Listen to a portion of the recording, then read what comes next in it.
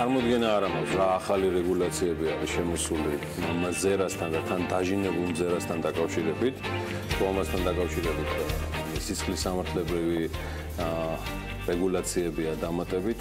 კიდევ ერთხელ მოგიწოდებთ რომ გვიყუროთ თან დაჟინებული მზერი დაუცილებლად ერთით მეტი ან ნაკლები იქნება მინიმუმ ჩემთან მიმართებაში ინტერესი ამ სისხლის სამართლებრივი რეგულირების, რასაც დღენია და გვითხოვ. თქვენ კი ყველას აუცილებლად გისურვებთ რომ გქონდეთ იმის საშუალება რომ ესეთ დაჟინებული მზერით ყოველ დილით უცქიროთ უკაცრავად TV პირველს და შეიქმნათ მაქსიმალურად საქმიანი განწყობა, რომლისთვისაც ბიზნეს მედია საქართველოს გუნდი და მე გიორგი ისაკაძე, ჩემს კოლეგებთან და პარტნიორებთან ერთად ვზრუნავ თქვენთვის დილის 8 საათიდან. არასრული 8 საათიდან 8:05 წუთი, 4 წუთი უკლია უკვე დილომშვიდობის ვიწყებთ საქმიანი დილის დღევანდელ ოთხშაბათის გამოშვებას. კარგი ამბები გვაქვს რამდენიმე. რუსთავის მეტალურგიული ქარხანა ისტორიაში პირველად საკუთარი ბრენდით ამერიკის შეერთებულ შტატებში უნაკერო მილების ექსპორტს იწყებს. 1000-მდე ტონა პირველი სასხელი პარტია უდიდეს საექსპორტო ბაზარზე 25 ნოემბერს გაიგზავნება.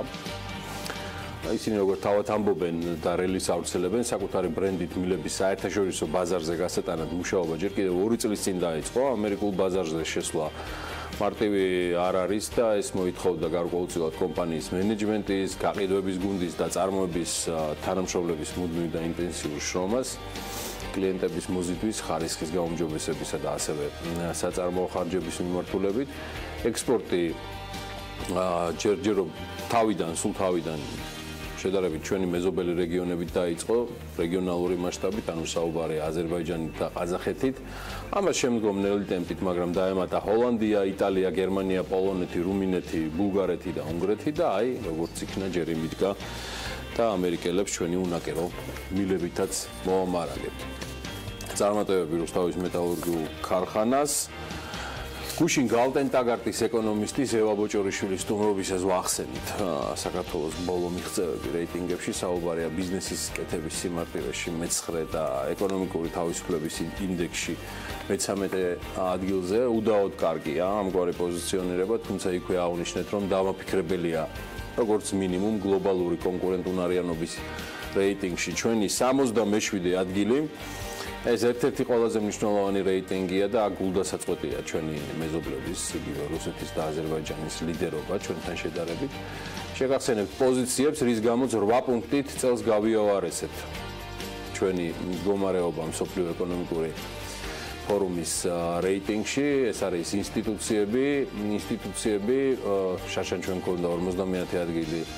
უკაცრავად წელს გვაქვს 50 ადგილი და შარშან 53, მაკროეკონომიკური გარემო, ჯანდაცვისა და პირველადი განათლების მიმართულებით შარშან 64-დან 79-ზე გადავედით, სასაქონლო ბაზრის ეფექტიანობა 46-დან 50-ზე, შრომის ბაზრის ეფექტიანობა 43-დან 53-ზე, ალბათ ეს ერთ-ერთი ყველაზე მნიშვნელოვანი თემაა, რომელიც უკავშირდება კადრებს და შრომის ბაზრის განუვითარებლობას, საფინანსო ბაზრის განვითარება 58-დან 73-ზე გადავინაცვლეთ, უმაღლესი განათლების მიმართულებით საქართველოს სიაში დაწინაურდა, თუმცა კულები მას მაინც შეუმცირდა. წელს უმაღლესი განათლების ჩამონათვალში საქართველოს 97 ადგილს იკავებს, შარშან 99-ს იკავებს და თუმცა როგორც გითხარით 0.1%-ით ჩვენი კულები შემცირდა.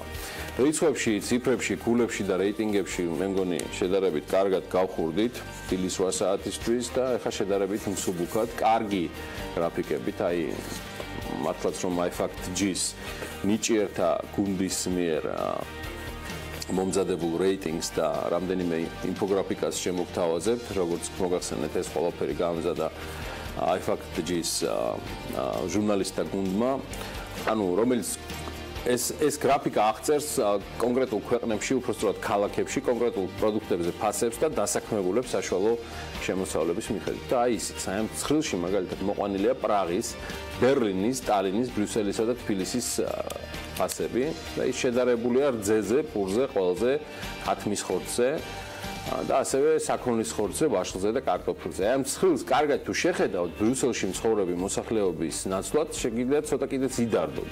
ამ ქალაქში ყველა ჩამოთვლილი პროდუქტი გარდა კარტოფილისა და ვაშლისა ყველაზე ძვირია. ამ ორი უკანასკნელის შემთხვევაშიც ალბათ გორელებმა და სამცხე ჯავახეთის კვიდრებმა გვიშველეს შედარებით. თუ ცოტას კიდევ დააკვირდებით, ნახავთ, რომ საქართველოში ყველაზე მეტი მაინც ყველაზე იაფი არის პროდუქტი ტალინი გჯობნის, სულ ცოტათი. კარტოფილისა და რძის სიაფით, კარტოფილის ფასი ბერლინში საერთოდ შოქში ჩაგაგდებთ. მაშინ როცა საქართველოში 1 კილოგრამი კარტოფილი საშუალოდ ამ პერიოდში 1 ლარი ღირს, ბერლინში მისი ფასი 3 ლარი და 37 თეთრია. არანაკლებ შთამბეჭდავია 1 კილოგრამი ყველის ფასი ბრიუსელში, სადაც მისი საშუალო ფასი 42 ლარი და 8 თეთრია. წყილში მოცემულია და ეს მაშინ როცა საქართველოში იგივე 1 კილოგრამი ყველი შეძენა საშუალოდ 8 ლარად და 8 თეთრად, იაფათაც იშოვით უფრო შესაძლებელია. მოკლედ ბევრნაირი შედარების მოყვანა შეიძლება, თუმცა ძალიან რომ არ გადავერთოთ და ზედმეტადაც რომ არ გავერთოთ, აღმოვაჩენთ რომ ბრიუსელში საკვები თბილისთან შედარებით 5ჯერ იაფია. 5ჯერ იაფია. და მიმატება გამოკლების არცოდნის შედეგად სულაც არ არის ეს ასე ვთქვათ გამოკლევები. ამ დაკვირვების შედეგში სიმართლე ამ დაკვირვებას დაგარწმუნებთ, რომ ყველა ჩამოთვლილ პროდუქტს ყველა ქალაქში ცალ-ცალკე შევიძენთ და დავითვლით საშუალო ხელფასის რა წილის დახარჯვა მოგვიწია ანგარიშწორებისთვის. აღმოჩნდება, რომ დანარჩენებთან შედარებით თბილისში მაგალითად მარკეტის სალაროსთან ან რომელიმე საკოლმეურნეო ბაზრის ან სუპერმარკეტის დახთან საშუალო ხელფასი, რომელიც 662 ლარით განისაზღვრება, ჩვენი ხელფასის არც მეტი არც ნაკლები 5.2% უნდა დავტოვოთ. აი, გადამოწმეთ და ნახავთ. პრაღაში ზუსტად იგივე რაოდენობაზე დასახელებაზე წარმატების პროდუქტების შეძენის შემდეგ საშუალო 2400 ლარიანი ხელფასი და დაახლოებით არც მეტი არც ნაკლები დატოვებთ ალბათ 2.4%. საშუალო ხელფასი ბერლინში გამოდის 7766 ლარი და იქ მაქსიმუმ ამ ყველაფრის დატოვება მოგიწიოთ 1%-ის ფარგლებში ამ ერთჯერადი ნაწილობისას. ხოლო ტალინში, სადაც საშუალო ხელფასი 2769 ლარი გამოდის, ასევე 2%-ია საუბარი და ბრიუსელში კი 1.2%. ამ ჩამოთვლილ ქალაქებს შორის ყველაზე მაღალი საშუალო ხელფასით გამოირჩევა და 9800 ლარს შეადგენს და ეს სავარაუდოდ არის საუბარი ბრიუსელზე. აი ასეა, სწორედ ამიტომ არის რომ ყველა ცხილში თუ რეიტინგში ცალკეული პუნქტების გაანალიზება არის უფრო დეტალურად საჭირო. კარგი, დაუბრუნდეთ საუდის არაბეთს, სადაც ძალიან მნიშვნელოვანი ამბებია და იდეაში სკანდალის გრძელდება. სხვათა შორის თუ არ იცოდით, რომ კორუფციის ბრალდებით დაკავებული ერთ-ერთი პრინცი საქართველოს საპატიო მოქალაქეა, აგერ ბატონო მოგახსენებთ, ალ-ვალიდ ბინ ტალალ ბინ აბდულ აზიზ ალ-საუდი 2015 წელს თბილის 13 ივნისის სტიქიამდე 3 დღით ადრეს ნუმრობდა, შემდეგ კი საქართველოსთვის 300,000 დოლარიც კი გამოყო. ეს აბსოლუტურად საქველმოქმედო თემა იყო. სწორედ მაშინ მას საქართველოს საპატიო მოქალაქეობა მიენიჭა. ვიზიტის მთავარი მიზანი პრინცისა საქართველოში გახდათ საინვესტიციო პოტენციალის შესწავლა. 62 წლის პრინცი მსოფლიოში ერთ-ერთი უმდიდრესი ადამიანია. Forbes-ი მის ქონებას 18 მილიარდ დოლარად აფასებს. საუდის არაბეთში 11 პრინცი კორუფციის ბრალდებით არის დაკავებული. ასევე დაპატიმრებულია 4 მინისტრიც. როგორც არაბული მედია იტყობინება, სამეფო ოჯახის წევრებს იარაღის უკანონო ვაჭრობასა ფულის გათეთრებაში ადანაშაულებენ. ტრამპი აზიურ ტურნეს ფარგლებში გამოეხმაურა საუდის არაბეთში მიმდინარე მოვლენებს. სრული მხარდაჭერა გამოუცხადა ტახტის მემკვიდრე პრინც მოჰამედ ბინ სალმანს, რომელსაც ჯერ კიდევ მაისში შეხვდა. Daily Mail-ი კი საოცარ ფოტოებს აქვეყნებს, რომელსაც თქვენ ახლა ხედავთ, სადაც აღწერილია თუ როგორ არის გადაქცეული რიადის 5 ვარსკვლავიანი და ფეშენებელური რიცკალტონი ერთგვარ ციხედ დაკავებული მაღალჩინოსნებისთვის. ფოტოებში არის აღწერილი სხვადასხვა ღონისძიებები და ფოტოები იმ დარბაზებისა, სადაც ახლა მატრასებზე არიან განთავსებული ის მაღალჩინოსნები თუ სხვა ადამიანები, რომლებიც ღამეს ატარებენ მოლოდინში, ასე ვთქვათ, განაჩენისა, თუ როგორ განვითარდება მოვლენები მათ თავს. ესეთი ამბებია საუდის არაბეთში და საქართველოს ერთ-ერთი საპატიო მოქალაქის და მსოფლიოს ერთ-ერთი უმდიდრესი ადამიანის თავს, რომელიც Forbes-ის რეიტინგში 57 ადგილს იკავებს. კახი კალაძეს თემას მინდა დავუბრუნდეთ და თბილისს ზოგადად. კახის წინ ბევრი გამოწვევა ელოდება, რომელიც თბილისის მერიაში ოფიციალურ წარდგენამდე იგი ჯერჯერობით თბილისის ინფრასტრუქტურას და საკმაოდ აქტიურად აცეცნობა. იმგზავრა საზოგადოებრივი ტრანსპორტით, მიწის ზევით, მიწის ქვეშა გადასასვლელების ჰიგიენურობა და მოვლა დაიწუნა და სხვათა შორის ეს თქვა და ჯერ კიდე ნარმანიას ხელმძღვანელობის ქვეშ მყოფმა დედაქალაქის მთავრობამ, ანუ თბილსერვისმა მაშინვე გმირთა მოედნის მიწისქვეშა გადასასვლელის სპეციალური ხსნარით მორიცხვა დაიწყო.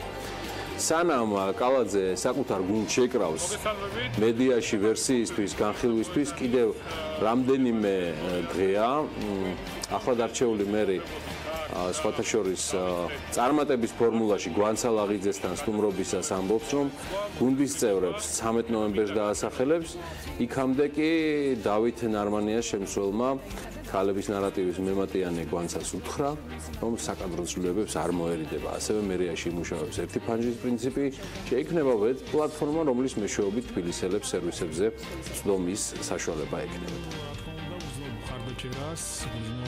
პრობლემები ყველამ ვიცით. ჩვენ ყველაფერს გავაკეთებთ იმისთვის, რომ ბიუროკრატიული მანქანა მერიაში დაინგრეს. შესაბამისად, გვინდა მეტი ინოვაცია, მეტი თანამედროვეობა. მაგალითად, ერთი ძალიან საინტერესო მიმართულება, რომელზეც მე ვსაუბრობდი წინა საარჩევნოდ და ამ პროექტის განხორციელებას ვაპირებთ, ეს არის რა თქმა უნდა ერთი ფანჯრის პრინციპი.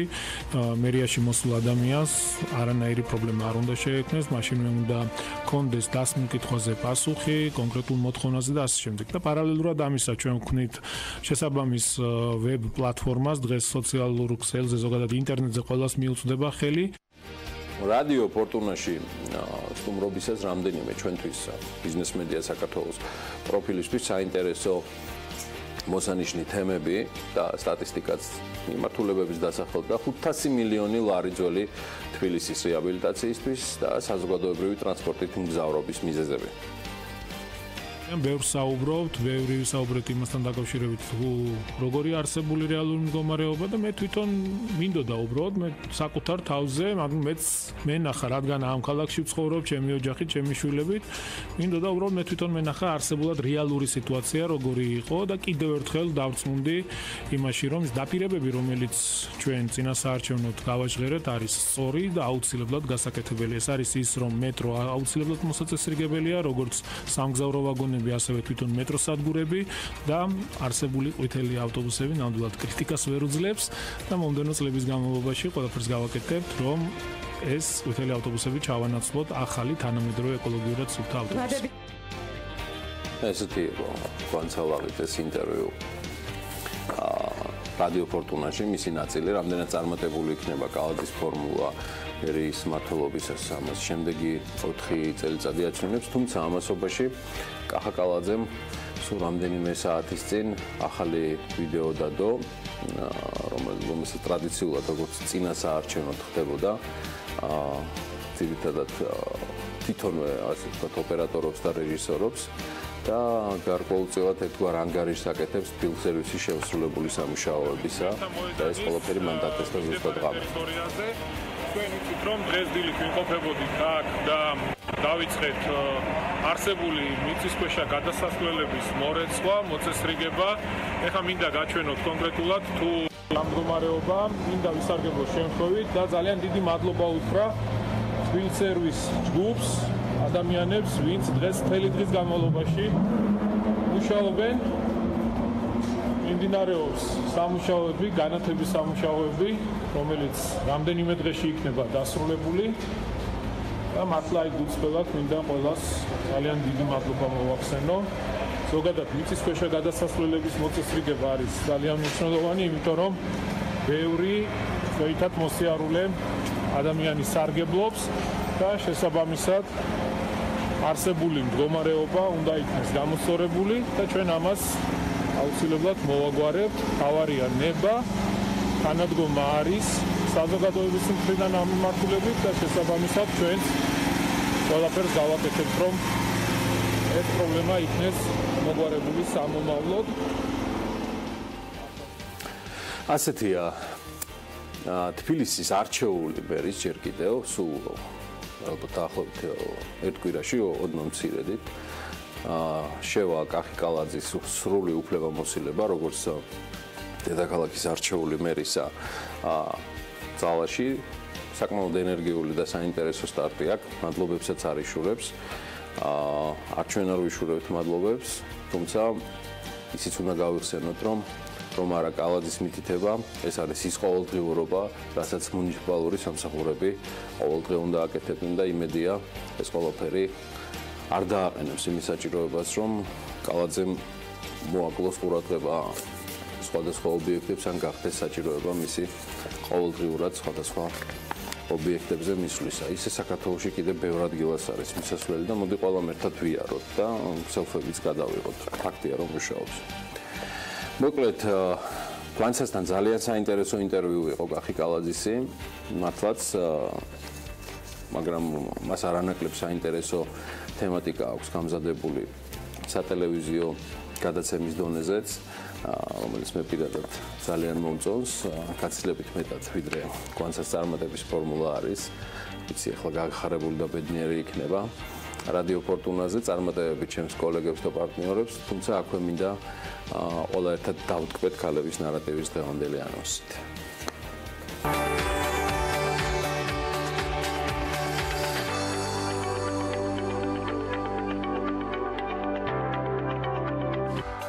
საქართველოს სტატისტიკის ეროვნული სამსახურის სტატისტიკა და ქვეყანაში არსებული გენდერული თანასწორობის ძირითადი ტენდენციები ნარატივით. გადაცემის სტუმრების ბლოკში ნინო გომართელი, დემოკრატიის ლაბორატორიის დამფუძნებელი და ნინო ჩხობაძე, საქართველოს მწვანეთა მოძრაობა დედამიწის მეგობრების წარმომადგენელი, ნარატივით 4 შაბათის გადაცემაში. ეს ქალების ნარატივია, ღვანცა ლაღიძესთან ერთად.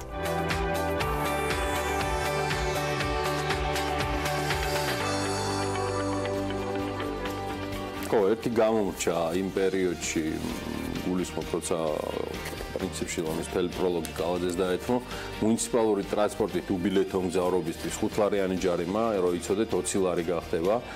გარემოს დაცვის კომიტეტის ინიციატივით შესაბამისი ცვლილება ადმინისტრაციულ სამართალდამღებათა კოდექსში შედის. არჩეული მერი მხარს უჭერს ზოგადად გამკაცრებულ სანქციებს, აღნიშნული ცვლილებით კი მგზავრი ვალდებული იქნება ბილეთი ავტობუსში შესვლისთანავე შეიძინოს ან ელექტრონული გადახდის საშუალებით განახორციელოს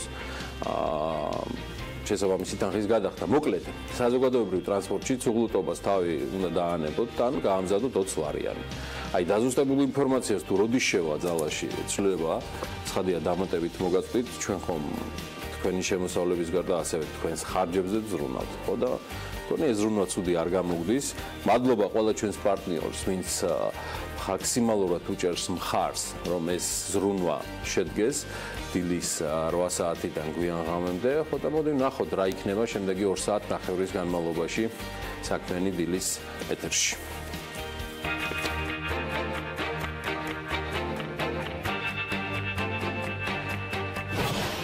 ნოემბერს ბიზნეს მედია საქართველოს გუნდის წევრებთან ერთად საქმიანად იწყებენ. ილეონის სამრეწველო ინოვაციების ლაბორატორიის მენეჯერი სანდრო კანდელაკი და ამავე უნივერსიტეტის ბიზნესის სკოლის დეკანი ნინო პატარაია. სოფო დოლიძე ზოგადი უნარების ჯგუფის ხელმძღვანელი. ივა ჭყონია საქართველოს დისტრიბუტორთა ბიზნეს ასოციაციის პრეზიდენტის სტუმარი ნოდარ სტეფანიშვილი ლორგოს დამფუძნებელი იქნება. მას პინძლობთ თინა ლაღიძეს, ექსპო ჯორჯიას საზოგადოებასთან ურთიერთობის მენეჯერს და ლაშა ბზარაშვილს, საქართველოს ბიზნეს ასოციაციის საფინანსო კომიტეტის თავმჯდომარის მოადგილეს. დილა უნდა იყოს საქმიანი და რა თქმა უნდა, ტელე პირველზე.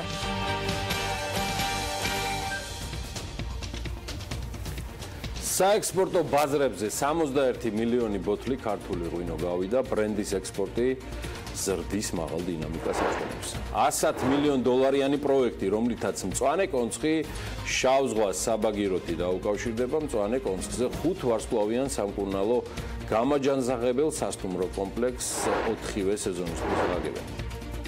აზიური ფაროსანა გამოსაზამთრებლად სახელმწიფო კი მასთან საბრძოლველად ემზადება მომავალი წლის ბიუჯეტის პროექტი ამ ღონისძიებებისთვის 14 მილიონ ლარს ითვალისწინებს. ამბობენ, შეიძლება კიდევ გაიზარდოს კიდეცო. ბიუჯეტი და არა ფაროსი. დილა მშვიდობის ყველას კიდევ ერთხელ საქმიანი დილის პროლოგი.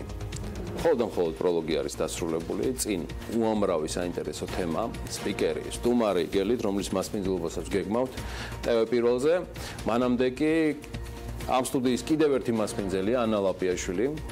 დილიდან მზად არის საინტერესო რომ გაგაცნოთ ბიზნესის და ეკონომიკის სიახლეები, ვინძლო დღესაც ძალიან საინტერესო კოლაჟი აქვს მომზადებული. ანა, დილა მშვიდობის. დილა მშვიდობის, გიორგი, რიცხვებს, რეიტინგებს, სტატისტიკებს. რა თქმა უნდა, ბიზნეს სიახლეებშიც დაუბრუნდებით და არა მხოლოდ საინტერესო ამბები გვაქვს თქვენთვის მომზადებული და სულ რამდენიმე წამში წარმოგიდგენთ.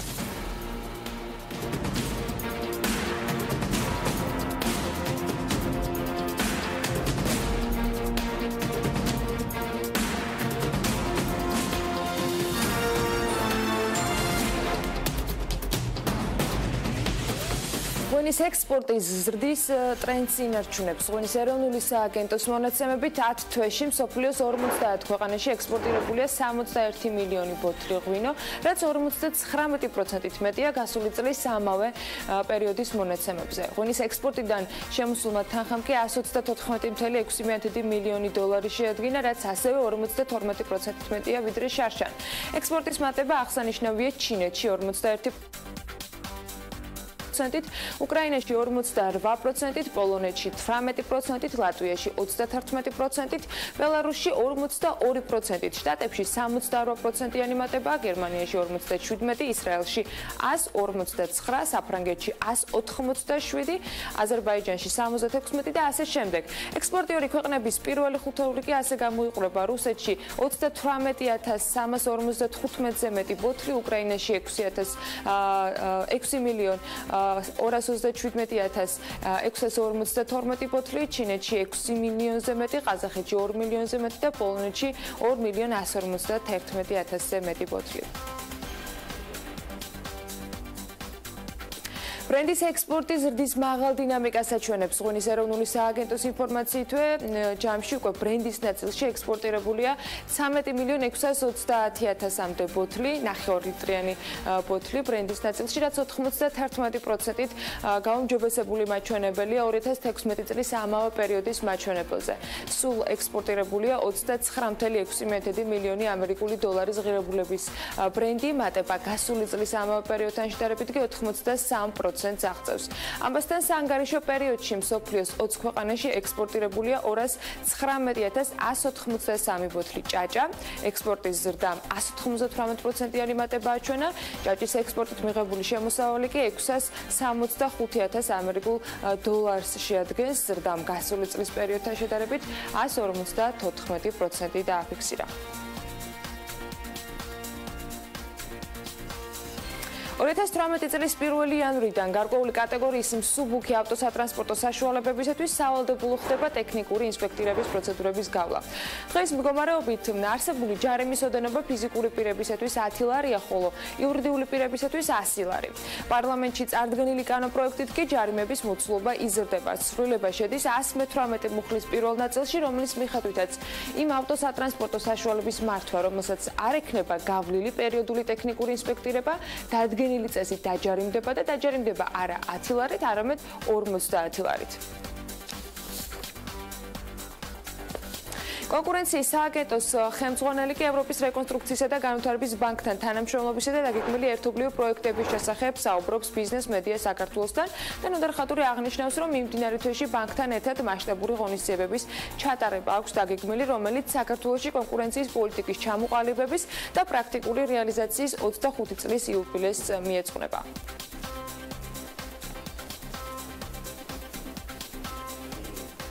კონფერენციას კონკურენციის პოლიტიკის თემებზე.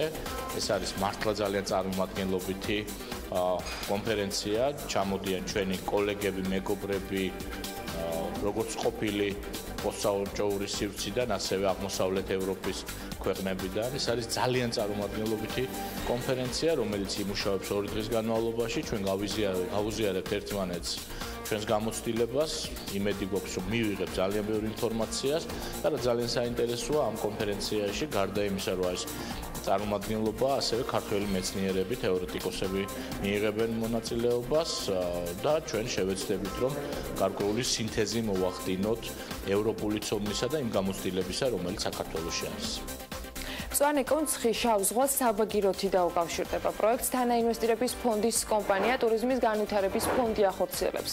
საუბარია მწვანე კონცხზე 5 ვარსკვლავიან სამკურნალო გამაჯანსაღებელ სასტუმრო კომპლექსზე, რომლის ღირებულებაც 110 მილიონი დოლარია. 250 ნომრიანი სასტუმროს მიზანია მწვანე კონცხი 4 სეზონიან კურორტად ჩამოაყალიბოს. სასტუმროსა და საბაგიროს მიმდებარე ტერიტორიაზე კი მოაწყოს სპორტული მოედნები, აუზი და რესტორანი.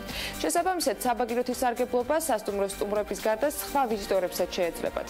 თანაინვესტირების ფონდს სასტუმროს მართვაში მსოფლიოში ლიდერი საკურნალო გამაჯანსაღებელი ოპერატორი კომპანიის შემოყვანა სურს და მოლაპარაკებებს ამ მიმართულებით უკვე აწარმოებენ. ამჟამად მიმდინარეობს მოსამზადებელი სამუშაოები, მიწის სამუშაოები, პარალელურად მიმდინარეობს პროექტირება, როგორც არქიტექტურული, ასევე საინჟინრო, ასევე ფუნქციური. გვაქვს მოლაპარაკებები შესაბამის წარმატებულ და მსოფლიოში ლიდერ სამკურნალო გამაჯანსაღებელი ოპერატორ კომპანიებთან. ასეთი პროექტები და ეს პროექტი კონკრეტულად ძალიან დაეხმარება და ვიტყოდი სხვა ჭრილში გადაიტანს ტურიზმის ზრდას ქვეყანაში. თანაინვესტირების ფონდი ასევე მთაბურის მთაზე ახორციელებს პროექტს, სადაც სარეკრეაციო ზონა და გოლფის მოედანი უნდა მოეწყოს. პროექტის ღირებულება კი 60 მილიონი დოლარია და ის 2018 წელს უნდა ამუშავდეს. თბილისის მახლობლად 10 დღის წინ გაიხსნა კიდევ ერთი გოლფის მოედანი თერლეთის მთაზე და ფონდის წარმომადგენელი ამასთან დაკავშირებით ამბობს, რომ 2 გოლფის მოედანი არც თუ ბევრია თბილისისთვის, არამედ არასაკმარისიც კი არის, რამდენადაც ამ სპორტმა სრულიად ახალი ტიპის ტურისტები უნდა მოიზიდოს ქვეყანაში.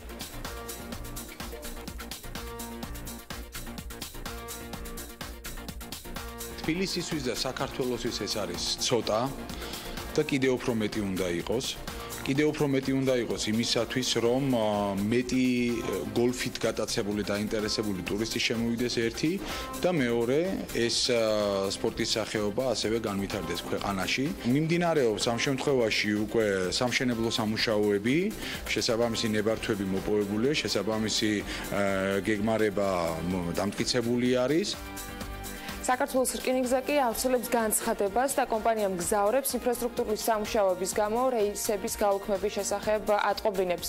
რკინიგზაში მიმდინარე ინფრასტრუქტურის სამუშაოების ჩატარებასთან დაკავშირებით 7 ნოემბერს ქუთაისიდან, 8 ნოემბერს ზუგდიდიდან და ბათუმიდან ერთი რეისით მსვლელობიდან იხსნება ადგილობრივი ელექტრომატარებლები. შესაბამისად, დღეს თუ ვინმეს ჰქონდათ აგეგმილი ქუთაისი ზუგდიდი, ქუთაისი ბათუმის მიმართულებით მგზავრობა, უნდა გაითვალისწინონ ეს ინფორმაცია.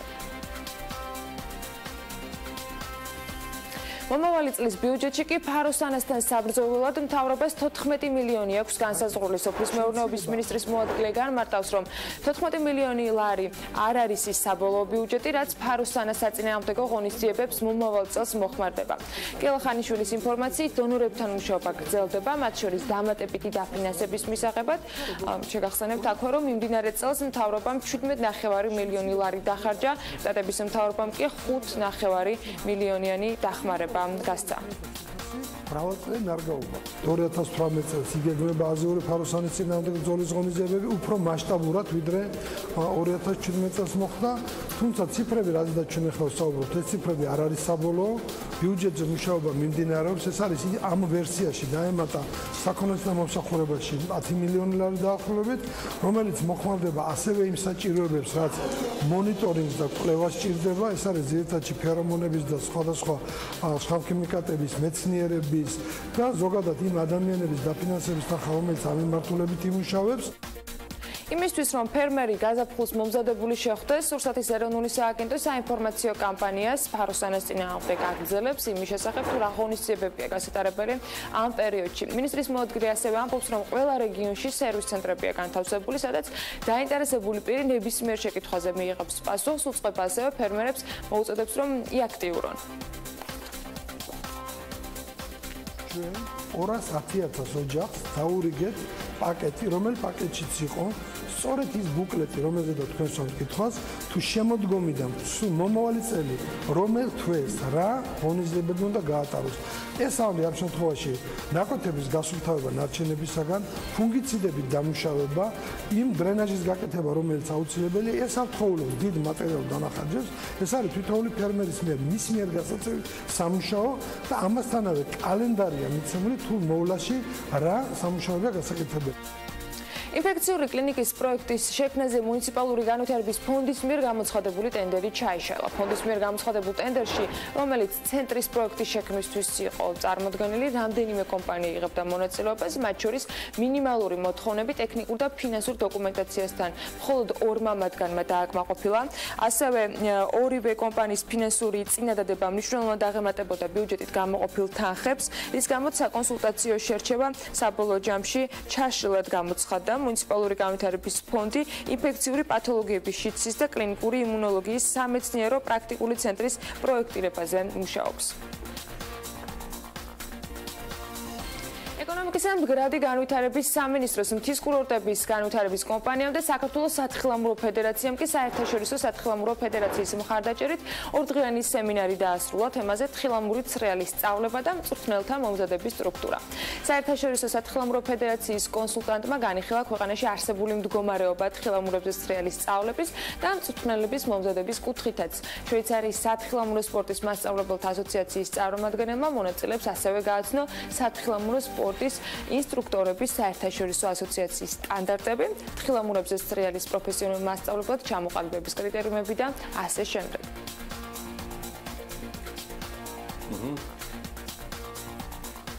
ანას სანამ სავალიდო მიმოხილვას დაანონსებს, მოდი მეც შემოგიერთდები, სხვაჩვენს Forbes-ის მასალით 2017 წლის პირველ 9 თვეში საქართველოში მოქმედმა მობილურმა ოპერატორებმა ჯამში აბრამდელი 333 მილიონ 700 ლარის შემოსავალი მიიღეს. შემოსავალზეა საუბარი. მობილური ოპერატორების თავად შემოსავლებმა, ანუ კომპანიების კი 39 მილიონ 553,000 ლარის შეადგინა, რაც აგვისტოსთან შედარებით 2 მილიონ 400,000 ლარი ჩანჩერებული მაჩვენებულია. მოკლედ, კომუნიკაციების ეროვნული კომისიის მონაცემებით წლის პირველ 9 თვეში მობილური ოპერატორების შემოსავლები წინა წლის ანალოგიურ პერიოდთან შედარებით 23,5 მილიონი ლარით არის გაზრდილი. და აი კომპანიების მიხედვით, აგერ არის უკვე გრაფიკა, რომელიც ჩვენებმა გაამზადეს და აი გადავიაროთ ეს თქვენთან ერთად. შედეგები შემდეგია: მაქტიკომი 154 მილიონ 100,000, ჯეოსელი 123 მილიონ 200,000, მობიტელი ანუ იგივე ბილაინი 55 მილიონ 200,000, სილქნეთი 809,939 ლარი და G-Mobile, ჩემო ბატონო, 108,429. სექტემბერში სხვათა შორის ეს იყო მთლიან ამ გასული წლის ნაწილში, მაგრამ ცალკე რო ავიღოთ, სექტემბერში ყველაზე მეტი შემოსავალი ისევ მაქტიკომსთან დაფიქსირდა, მან 18 მილიონ 392,000-ზე მეტი ლარი შეადგინა, მას მოსდევს ჯეოსელი დაახლოებით 14,5 მილიონი ლარი და ბილაინი 6,5 მილიონი ლარის შემოსავლებით. წლის პირველ 9 თვეში კი ყველაზე მეტად მაქტის გაეზარდა ზრდა და დაახლოებით 10,5 მილიონი ლარი იყო. ჯეოსელის შემოსავალი წლიურად საშუალოდ 8 მილიონი ლარით არის გაზრდილი. მობილური სააბონენტების რაოდენობა კი საქართველოში 5 მილიონს აჭარბებს და ამ რიცხვს ყოველ ჯერზე ძალიან სახალისოდ გამოვყოფ ხოლმე, იმიტომ რომ მოსახლეობის რაოდენობას ბევრად აღემატება ცალკეული მობილური ოპერატორების აბონენტთა რაოდენობა. კომპანიების მიხედვით კი ასე გამოიყურება ეს მაჩვენებელი 2 მილიონს ოდნავ აჭარბებს მაქტიკომის მომხმარებელთა რაოდენობა, ჯეოსელის შემთხვევაში 1,700,000 აჭარბებს, ბილაინის შემთხვევაში 1,293,000-ზე ცოტათი მეტია, სილქნეთს ყავს 18,000 მომხმარებელი და G-Mobile-ს 1,419 მომხმარებელი. აი ასეთი ამბები ქონდა, მიმოვიხილეთ და მოვასწარეთ ასე მობილურ ოპერატორებთან დაკავშირებითაც საუბარი. წინ კი უკვე დრო არის რომ გადახვიდეთ ვალობის კურსს, მით უმეტეს კარგი ამბები გვაქვს დღეისთვის.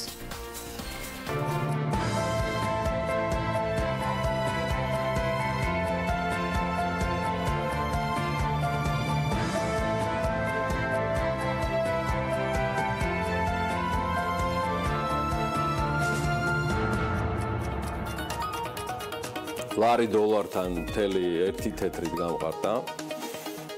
აბა ეროვნული ბანკის ცნობით 7 ნოემბრის ვაჭრობის შედეგად დოლარი გაუფასურდა და 2 ლარი და 60 თეთრი შეადგინა.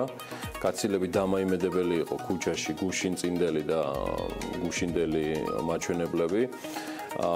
სავალუტო ჯიხურები აღარც არის პრინციპში რაღაც სამოთახიანი მიშენებული ლოჯიებით არიან ამის ისე გავითარდნენ. მოკლედ მათ წითელ ტაბლოზე გამოფენილი ციფრები და რიცხვები გაცილებით დამაიმედებელი იყო გუშინ წინ, თუმცა ბლუმბერგის ტერმინალი უფრო იმედს იძლევა, რომ ლარი გამყარდება და ლარი უფრო ძლიერად იქნება და არ მიეცემა საშუალება ბევრს აკეთოს ის რაღაცა თავისი სრულიად უაზრო ან სრულიად გამიზნული პროგნოზებიც. მოკლედ გაუფასურებულია თურქული ლირა და იგი 67 თეთრი ღირს, ფუნტის ფასი 3 ლარი და 42 თეთრია. აქვე დავამატებ, რომ 2017 წლის ოქტომბერში წინა თვესთან, ანუ სექტემბერთან შედარებით, ეროვნული ბანკის უცხოური სავალუტო რეზერვები 79 მილიონი დოლარით არის შემცირებული.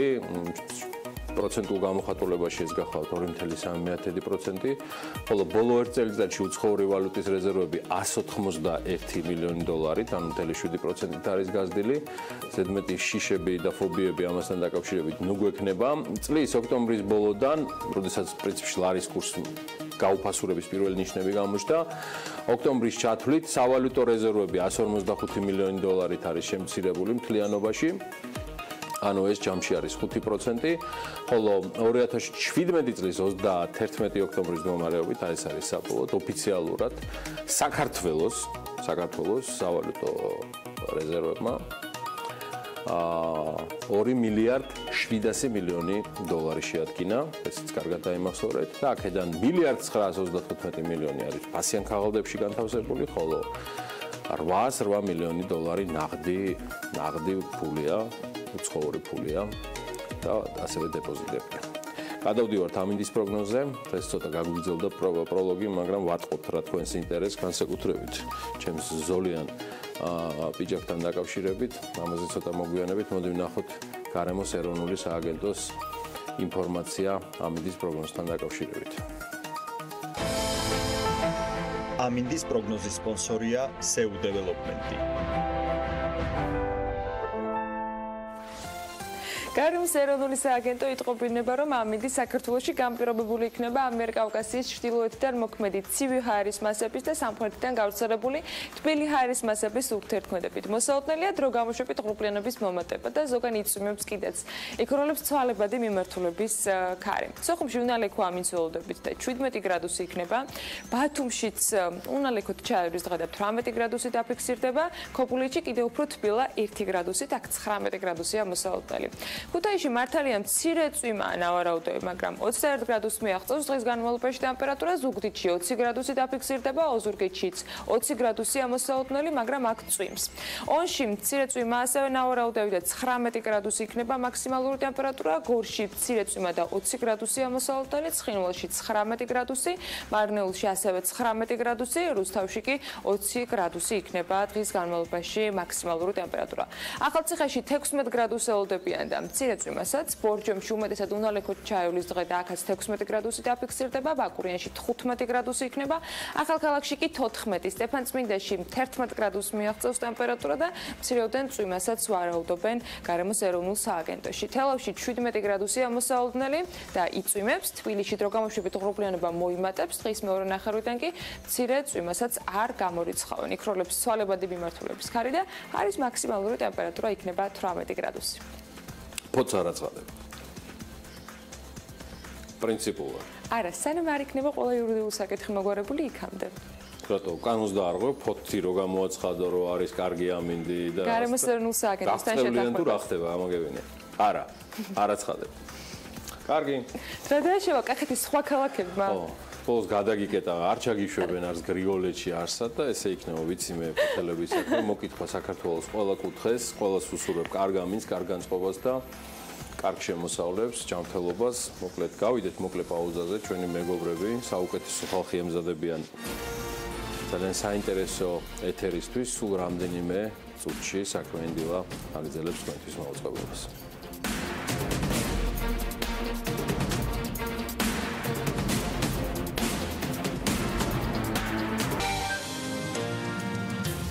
13-დან 19 ნოემბრამდე ილიას სახელმწიფო უნივერსიტეტში გლობალური მეწარმეობის ქსელის ინიციატივას შეუერთება და მონაწილეობას მიიღებს გლობალური მეწარმეობის კვირეულში. კვირეულში 160-ზე მეტ ქვეყანაში გამართული ღონისძიებიდან ერთ-ერთი საქართველო იქნება, მისი პარტნიორი კი 20,000-ზე მეტი ორგანიზაცია. კვირეულის ფარგლებში მთელი მსოფლიოს მასშტაბით 35,000-ზე მეტი ღონისძიება იგეგმება, რომლებშიც მილიონობით ადამიანი მიიღებს მონაწილეობას და თბილისი ილიას სახელმწიფო უნივერსიტეტი იქნება წარმოდგენილი. აი ამ თემაზე მასპინძლობ ნინო პატარაიას, ილიას სახელმწიფო უნივერსიტეტის ბიზნეს სკოლის დეკანს და სანდრო კანდელაკს, ილიაუნის სამრეწველო ინოვაციების ლაბორატორიის მენეჯერს. მასპინძლობ პირობითია, იმიტომ რომ ჩვენი მაყურებელი კარგად იცნობს უკვე ორივე რესპონდენტს. მოგესალმებით, მადლობა ამისთვის, რომ ხართ დილიდან ჩვენთან ერთად. რიცხვები შთამბეჭდავია, მასშტაბები უდავოდ შთამბეჭდავი არის. ილიას სახელმწიფო უნივერსიტეტი აქტიურად, რა თქმა უნდა, ჩაერთო ამ საკითხში. მოდით ჯერ გლობალურ ნაწილზე გადავიდეთ, რატომ გადაწყვეტეთ, რომ ყოფილიყავით, რისი ნაწილი გადაწყვეტეთ, რომ ყოფილიყავით, რას გულისხმობს ეს პროექტი? დიახ, პირველ რიგში დიდი მადლობა მოწვევისთვის. 2016 წლიდან ილიას სახელმწიფო უნივერსიტეტი უკვე არის გლობალური მეწარმეობის საერთაშორისო ქსელის წევრი, რომლის ინიციატივის ფარგლებში ხორციელდება ყოველწლიურად ამგვარი კვირეული. და ამ კვირეულის პარტნიორებიც ვარ. კი, რა თქმა უნდა, ოფიციალური პარტნიორები ვართ. ჩვენთვის პრინციპში უნივერსიტეტის ძალიან მნიშვნელოვანია სამწარმოო ეკოსისტემის განვითარება და რეალურად ეს ღონისძიება ძალიან ბევრ საინტერესო სპიკერს, სტარტაპს, ასე ვთქვათ, მოიაზრებს ამ კვირის ფარგლებში და ეხმარება ნებისმიერ დაინტერესებულ პირს, რომ ის მნიშვნელოვანი უნარჩვევები, რაც ნებისმიერ მეწარმისთვის მნიშვნელოვანი შეიძინოს ამ კვირის ფარგლებში. მე დღესაც რომ გადავხედე, საკმაოდ დატვირთული, რომ თავისთავად როცა ამდენ დღეზეა გაწერილი, ბევრ ღონისძიებას მოიცავს, მაგრამ მაინც ვისთვის იქნება საინტერესო და რას შესთავაზებთ ამ კვირეულის ფარგლებში? ერთ-ერთი მნიშვნელოვანი ფაქტორი, რაც არის, ჩვენი ღონისძიებების უმრავლესობა არის საჯარო, შესაბამისად ნებისმიერი ადამიანი, დაინტერესებული პირი, მიუხედავად იმისა, სად მუშაობს ან სწავლობს, შეიძლება რომ დაესწროს ამ ჩვენი დაინტერესოს. ნებისმიერ სტუდენტს ან ადამიანს, რომელიც დაინტერესებული რომ სამწარმოო საქმიანობა წამოიწყოს, ასე ვთქვათ, ან თუნდაც ბიზნეს იდეა აქვს და უნდა რომ რეალურ ბიზნესად აქციოს. აქედან გამომდინარე, პრინციპში ნებისმიერი ადამიანი, ვინც თორსო მასტერკლასი. კი, ეგენიც იქნება, მაგაზეც გეტყვის ნინაც და სანდროს, მაგრამ ერთ დეტალზე მინდა კიდევ თქვენი ყურადღება შევაჩერო, ქალბატონებო და ბატონებო. ღონისძიებები ამ კვირეულის ფარგლებში 2017-ის ფარგლებში განსაკუთრებით იქნება ფოკუსირებული და აქ არის საჭირო თქვენი დაჟინებული მზერა ქალებისა და ახალგაზრდების მაქსიმალურად წამოწევაზე. ნუ მოერიდებით მათ მიმართ დაჟინებულ მზერას და ინტერესს მაქსიმალურად გამოხატეთ. ილიაუნია უერთდება არა მხოლოდ აი ამ კვირეულს, არამედ მთლიანად თან ქალების ნარატივის ავტორი ვარ და ეს გადაცემა იქნება ავანგარდში ამ თემისას და დარწმუნებული ვარ ძალიან ბევრ საინტერესო რესპონდენტს შეიძენს ილიაუნის დახმარებით. სანდრო ვინგველის კიდევ საოცარი ახალგაზრდებიდან თუ ძველგაზრდებიდან რომლებიც ჩვენი ინტერესის სფეროში მოექცნენ ვიდრე ნინას დაუბრუნდები სპიკერების ჩამონათვალზე და სხვადასხვა თემებზე. დილა მშვიდობისა, მადლობა მოწვევისთვის და მადლობა მინდა გადავუხატო საქმიანი დილოს და Forbes იმისთვის რომ ყოველთვის გვერდში უდგას მსგავს წამოწყებას, გვეხმარება საინფორმაციო და შინაარსობრივ ამბავშიც. როგორც ნემარს აღნიშნა გლობალური მეწარმეობის კვირეულის ფარგლებში გვაქვს ბევრი ძალიან საინტერესო ღონისძიება, გვაქვს სტარტაპებთან შეხვედრა, რაც მოიაზრებს საქართველოში არსებული წარმატებული სტარტაპების, რომლებიც არა მარტო ლოკალურ ბაზარზე, არამედ გლობალურ ბაზარზე არიან გასულები, მათთან შეხვედრას, რათა მოხდეს ერთი რომ მეწარმეობის კუთხით ინფორმაციის ამაღლება და სტარტაპების კუთხით და მეორე ინსპირაციის და მოტივაციის მისცემა ახალგაზრდების, ვისაც სურს რომ დაიწყოს სტარტაპი.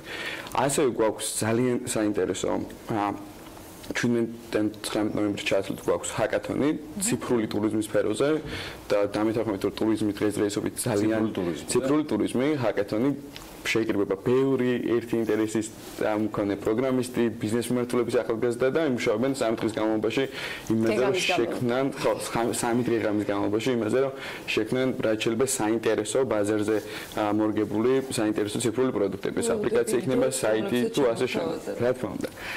ასევე გვაქვს ძალიან საინტერესო მეიკათონი, რომელიც ილიონის ბიზნეს სკოლის და სამრეწველო ინოვაციების ლაბორატორიის ორგანიზებით ტარდება. ეს არის პირველი და მეორე კურსის ბიზნეს ფაკულტეტის სტუდენტებისთვის. ეს ღონისძიება შექმნა ზუსტად იმიტომ, რომ პირველ და მეორე კურსელებს როცა აბარებენ უნივერსიტეტში პირდაპირ შეხება ქონდათ ბიზნესთან, იდეიდან პირველ ბიზნესამდე, ესე ქვია მეიკათონს და დამერწმუნდით, რომ ძალიან საინტერესოა იმ გაგებით. ჰაკათონის შემთხვევაში არის შეზღუდვები ასაკზე? არა, ჰაკათონის შემთხვევაში არანაირი შეზღუდვა არ არის. ნებისმიერი წლოვანების, ნებისმიერი მიმართულების, ნებისმიერი ინტერესის მქონე ადამიანს შეუძლია მოვიდეს ჩვენთან. მთავარი აინტერესებს პროგრამირება, აინტერესებს ახალი მეგობრების გასტანა და აინტერესებს ის, რომ ციფრული ტურიზმის მიმართულებით შექმნას რაიმე საინტერესო პროდუქტი. აი, მეიკათონზე გავაგრძელებ ძალიან კარგი შესაძლებლობა იმათვის, ვინც ეხლა ჩააბარეს ილიონის ბიზნეს სკოლაში, ახალ ნაბიჯებს გავენ ამ მიმართულებით და უნდათ და სურთ რომ საკუთარ ბიზნესში ცადონ ძალები. ეს მეიკათონი გაგრძელდება ერთ კვირის განმავლობაში და ამას ექნება ასე ვთქვათ მასშტაბური სახე, რადგან ჩვენ ვაპირებთ რომ ყველა დაინტერესებულ პირველ და მეორე კურსელს, ბიზნეს ფაკულტეტის პირველ და მეორე კურსელს მივცეთ საშუალება იმისა, რომ მათ საკუთარი ბიზნესები დაიწყონ. სანდრო, ეს გულისხმობს იმას, რომ ისინი მომზადებენ პროექტს, გაწერენ გეგმას და ასევე ამუშავებენ ამ ბიზნესს. ასევე ამუშავებენ ამ ბიზნესს. მთელი ასე ვთქვათ ამის პოინტი არის ის, რომ სამრეწველო ინოვაციების ლაბორატორიის დახმარებით, ბიზნეს ფაკულტეტის მენტორების და ლექტორების დახმარებით მათ ერთი რომ ბიზნეს იდეა დაამუშავონ, მეორე მოიფიქრონ მათ ბიზნეს მოდელი, მარკეტინგული დაიგმარება მოახდინოს, სტრატეგიულად სწორედ გაწერონ გეგმა და შესაბამისად ასევე მენტორები არის ილიას სამრეწველო უნივერსიტეტის ბიზნეს ფაკულტეტის მშვენიერი და გენიალური ლექტორები, რომლებიც არიან საკმაოდ კვალიფიცირებული და შესაბამისად ძალიან კარგი გამოცდილება აქვს ამ კუთხით, როდესაც ზოგადად სამრეწველო ინოვაციების ლაბორატორიის და პროექტის რეზუმეუთის მენტორები უმეტესობა არის ილიას სამრეწველო. ფინანსურ დახმარებასაც წერს უნივერსიტეტი ამ შემთხვევაში ბიზნესის დასაწყობად ყველას ჭირდება სასარგებლო. ილიას სამრეწველო უნივერსიტეტი ზოგადად ამ ღონისძიების ფარგლებშიც და ყოველთვის ცდილობს რომ და გუნდებს გაუწიოს როგორც მატერიალური დახმარება და შეიძლება იყოს ფიზიკური ამ შემთხვევაში ფაბლობის სახით ბიზნეს ფაკულტეტიდან როგორც გამახსენე მენტორები ერთვებიან და სამრეწველო ინოვაციების ლაბორატორიიდან ერთვება ასევე როგორც ტექნიკური მენტორები და ასევე ჩვენ ვაძლევთ მათ საშუალებას რომ თავიანთი იდეები ჩვენთან არსებული მაღალ ტექნოლოგიური დანადგარების შედეგად ისინი აქციონ რეალურ პროდუქტებად. ანუ ჩვენ ვეხმარებით მათ რომ ნული დანახარჯის ფარგლებში შექმნან პროდუქტები იდეიდან გამომდინარე. ნინო, მენტორობა არ არის ერთადერთი დატვირთვა ამ კვირეულის ფარგლებში ილიონის ბიზნესის სკოლის ლექტორებისა, პროფესორებისა, ასოცირებული პროფესორებისა. არის კიდევ რამდენიმე ღონისძიება დაგეგმილი. ზოგადად მათი დატვირთვა ყოველთვის მრავალფეროვანია, თუმცა ცოტა უფრო მეტი თუ შეიძლება და პერსონიფიცირებაც ალბათ ძალიან მნიშვნელოვანია, რადგან სოციალურ ქსელში დადებულმა ინფორმაციამ, რომელიც ილიონიმ გავრცელა, დიდი ინტერესი გამოიწვია. ამ კვირეულის ფარგლებში ჩვენ ნებისმიერ დაინტერესებულ პირს ვთავაზობთ კიდევ ერთ ძალიან საინტერესო ღონისძიებას, ეს არის ღამე თეატრში, რომელსაც გაუძღვებიან ილიონის ბიზნესის სკოლის ლექტორები, რომლებიც ძალიან როგორც მოწვეული, ასევე პროფესორები. რომ არავინ არ დაიძინოს? მაინც არის. პრინციპში ნებისმიერი ადამიანი, ვინც დასაქმებულია, ვთქვათ, თავისუფლად შეიძლება რომ შემოგვიერთდეს საღამოს და ძალიან საინტერესო საღამო გაატაროს. იქიდან გამომდინარე, რომ გვეყოლება ძალიან საინტერესო სპიკერები, მე ჩამოვთვლი ერთ-ერთი მათგანი არის ბატონი გიორგი ისაკაძე, რომელიც ისაუბრებს ძალიან მნიშვნელოვან საკითხზე, როგორც არის მედიის როლი მეწარმეობის განვითარების კუთხით, ასევე გვეყოლება სანდრო ასათიანი, რომელიც ისაუბრებს სტარტაპების კულტურაზე, გვეყოლება გიორგი ქადაგიძე, რომელიც ისაუბრებს ინოვაციებზე თანამედროვე სამყაროში, ასევე გიორგი პაპავა, რომელიც ისაუბრებს ინოვაციების როლზე ეკონომიკის განვითარების კუთხით, ასევე მე ვისაუბრებ უნივერსიტეტის როლზე მეწარმეობის განვითარების კუთხით, ასევე კახა მაგრაძე, რომელიც ისაუბრებს რამდენად მნიშვნელოვანია კომუნიკაციები, ეფექტური კომუნიკაციები სამეწარმეო საქმიანობაშიც, ნინო სუბილიანიც ასევე მსგავს საკითხზე გააკეთებს 30 წუთიან მოხსენებას ილიონის თეატრის სცენაზე და ასევე ნატალია შელგია, რომელიც ისაუბრებს მეწარმეობის სტარტაპ მარკეტინგზე. ნატალია, კახა, ორი ნინო და სამი გიორგი. ეს სანდრო არ გამომჩეს, ეს არის ის მინიმუმი რაც იქნება. მოკლედ ჯერ ოპერაში უნდა წავიწყეთ Forbes-ის იმაზე, ღონისძიებაზე და მე უკვე არ გვეყოლ. ინტერესი ძალიან დიდია. კი, ინტერესი საკმაოდ დიდია. რას ველით ჯამში, სანდრო, ვიდრე ნინოსთან გადავინაცვლებ კვლავ ეს რაღაცა ერთგვარად მაინც აპრობირებული გზა არის და რა შეიძლება მიიღოს დაინტერესებულმა ახალგაზრდამ ამაზე მეტნაკლებად ვისაუბრეთ, მაგრამ პირადად რა მოლოდინი გაქვს ამ კონტექსტში? ჩემი პირადი მოლოდინი იქიდან გამომდინარე, გვაქვს ძალიან საინტერესო კონდიციები. აი ჰაკათონის მაგალითად რა ვიღოთ, ჰაკათონიდან მე ველოდები ისეთ იდეებს, რომელიც მაგალითად ქართულ ტურიზმის ინდუსტრიას რადიკალურად შეცვლის. გულისხმობ იმას, რომ გაჩნდება უფრო მეტი საჭირო რესურსი და აპლიკაცია და ასე ვთქვათ, საიტი, რომელიც ჩვენთან ჩამოსულ ვიზიტორებს, რომელიც 6 მილიონზე მეტი არის უკვე და ასევე ლოკალურ ტურისტებს შეუწყობს ხელს, რომ მათ ასე ვთქვათ, ყოველდღიური ურთიერთობა და ცხოვრება გაუმარტივდეთ. ანუ მარტივად დაჯავშნონ რაღაც ადგილები, მარტივად იმოგზავნონ საქართველოში და ეს ყველაფერი რაც შეიძლება უფრო სახალისო გახდეს, უსაფრთხო და ნაკლები დანახარჯით მოხდეს ეს ყველაფერი რა თქმა უნდა. მე იქეთონის პარგლებში ველი უფრო მეტ ასე ვთქვათ მოტივირებულ სტუდენტს, რომელიც პირობითად პირველ და მეორე კურსის შემდეგ უფრო გაცნობიერებულად შეძლებს იმის გადაწყვეტას რა უნდა ცხოვრებაში, პირობითად სურს რომ სტარტაპი დაიწყოს და ამიმართლებით ემუშაოს, თუ სურს რომ გახდეს კარგი ტოპ მენეჯერი, რომელიც იმუშავებს სადმე დიდ კომპანიაში.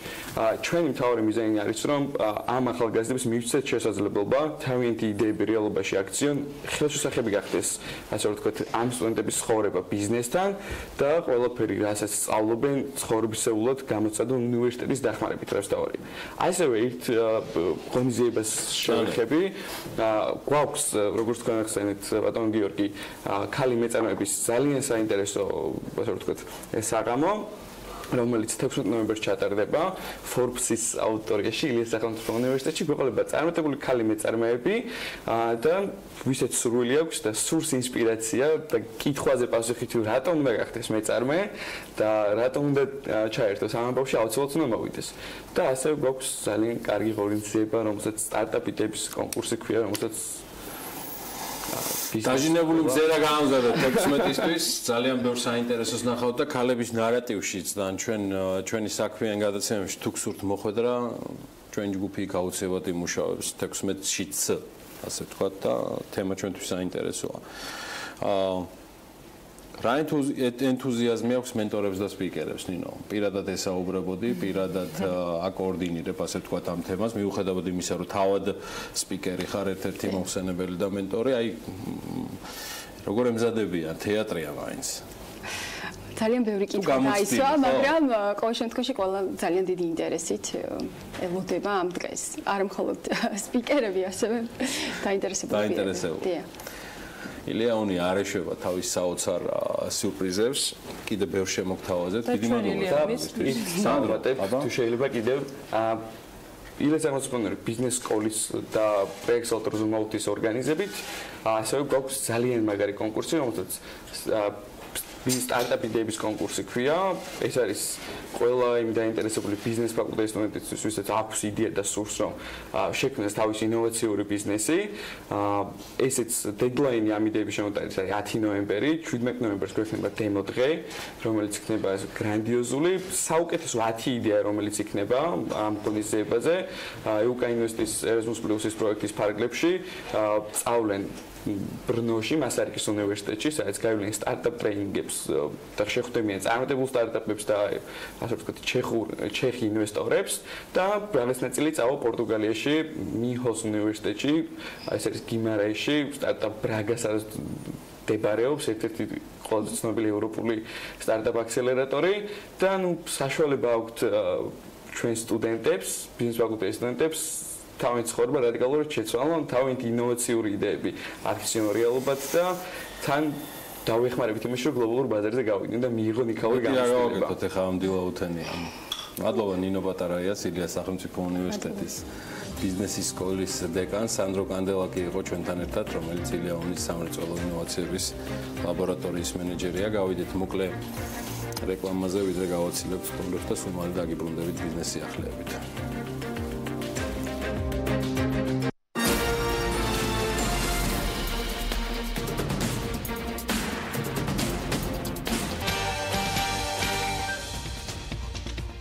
სავალუტო ფონდი საქართველოს ეროვნულ ბანკს უმაღლეს შეფასებას აძლევს რეგიონში საუკეთესოდ აფასებს და მინდა გითხრათ, რომ მთავრობას კიდევ ერთ რეგულაციას თავაზობს. საქართველოს ბიზნესმენთა ასოციაციის წევრების პოზიცია საპენსიო რეფორმასთან დაკავშირებით და მთავრობის გეგმა, რომლითაც ქვეყანაში ყველაზე მსხვილი დამსაქმებლების წინაშე წარსდგება. თანაინვესტირების ფონდის გეგმები ენერგეტიკაში და სასტუმრო ბიზნესში ვადები, პროექტები, რომელზეც ფონდის ხელმძღვანელმა ბიზნეს მედია საქართველოსთან კვლავ ექსკლუზიურად ისაუბრა. 2017 წლის 9 თვეში საქართველოს სატრანსპორტო დარგების მიერ გადაზიდული ტვირთების მოცულობამ 30.300.000 ტონა შეადგინა, რაც წინა წლის ანალოგიურ პერიოდზე 700.000 ტონით შემცირებული მაჩვენებელია. იანვარ-სექტემბერში საზღვაო ნავსადგურებმა და საზღვაო ტერმინალებმა ჯამში 12.100.000 ტონა გადაამუშავეს, რაც წინა წელთან შედარებით 900.000 ტონით არის შემცირებული. მოკლედ საანგარიშო პერიოდში საზღვაო ნავსადგურებმა 283.000 კონტეინერი გადაამუშავეს, ნაცვლად წინა წლის ანალოგიური პერიოდისა, სადაც გასულ წელს იყო, თუ არ ვცდები, 251.323. კი არ ვცდები და ზუსტად. ანა, რა სიტყვა შენ? მხოლოდ ჩემი ძრა შევავსო ინფორმაციები, რომელიც ამ ნაწილს უკავშირდება. წლის პირველ 9 თვეში საზღვაო ნავსადგურებიდან ყველაზე მეტი ტვირთი, უფრო ზუსტად რომ ვთქვათ, ფოთის პორტში გადამუშავდა და მან 5 მილიონი ტონა შეადგინა, რაც წინა წლის ამავე პერიოდთან შედარებით 300.000 ტონით გაზრდილი მაჩვენებელია. გადამუშავებული ტვირთების მუშაობა და მოცულობა გაიზარდა ყულევის საზღვაო ტერმინალშიც და 1.300.000 ტონა შეადგინა. ამ შემთხვევაში ბათუმის საზღვაო ნავსადგურს ტვირთბრუნვა შეუმცირდა და მან 3.100.000 ტონა შეადგინა, ნაცვლად გასული წლის 4.100.000-ისა, ანუ დაახლოებით 1 მილიონიანი კლება. ტვირთების გადამუშავება შემცირდა სუფსის საზღვაო ნავსადგურშიც, მან პირველ 9 თვეში 2.700.000 ტონა შეადგინა, გასულ წელს კი ეს მაჩვენებელი იყო 3.100.000. ეს ბიზნეს სიახლეების დასაწყისი ქონდა უკვე მეორე ნაწილში, წინ კიდევ ბევრი საინტერესო ამბავი გელოდებათ და სულ რამდენიმე წამში ვართ ეთერში.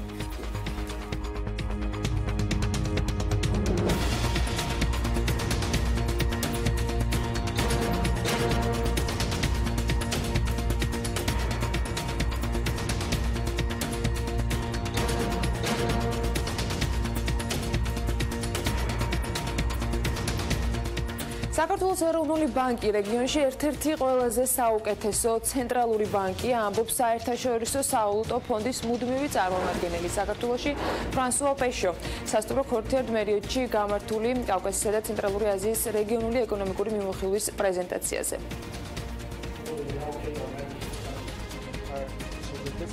საქართველოს ეროვნული ბანკი რეგიონში ერთ-ერთი საუკეთესო ბანკია. ის საკმაოდ კარგად ახორციელებს საბანკო სექტორის რეგულირებას და ზედამხედველობას. ასევე ეროვნული ბანკი საკმაოდ აქტიურია ქვეყანაში ფინანსური სექტორის სტაბილურობის მიღწევის გზაზე. საერთაშორისო სავალუტო ფონდი მთავრობას კერძო სექტორთან პირდაპირ შეთანხმების დადების შეზღუდვას თხოვს. ფონდის მუდმივი წარმომადგენელი ამბობს, რომ მსგავსი შეთანხმებები კონკრეტულ გარემოს ზღუდავს. კითხვაზე, უნდა ტარდებოდეს თუ არა აუქციონები საჯარო და კერძო პარტნიორობით განხორციელებულ პროექტებზე, პეშო პირდაპირ პასუხისაგან თავს იკავებს, თუმცა აღნიშნავს, რომ მთავრობამ ისეთი მექანიზმი უნდა გამოიყენოს, რომელიც სხვა კომპანიებს კონკურენციას არ შეუზღუდავს, მთავრობამ კი პირდაპირ ხელშეკრულებები მხოლოდ გამონაკლისის შემთხვევებში უნდა გამოიყენოს. ჩვენ ვეთანხმებით კერძო საჯარო პარტნიორობის შესახებ კანონს. ის საკმაოდ კარგ გათვლებს გვთავაზობს მსგავსი პროექტებიდან მომავალ ფისკალურ რისკებთან დაკავშირებით. არის საკმაოდ მკაფიო განმარტება სხვადასხვა საკითხებზე. ის ასევე ზრდის ფინანსთა სამინისტროს ხელმისაწვდომობას პროექტების შეფასებაზე.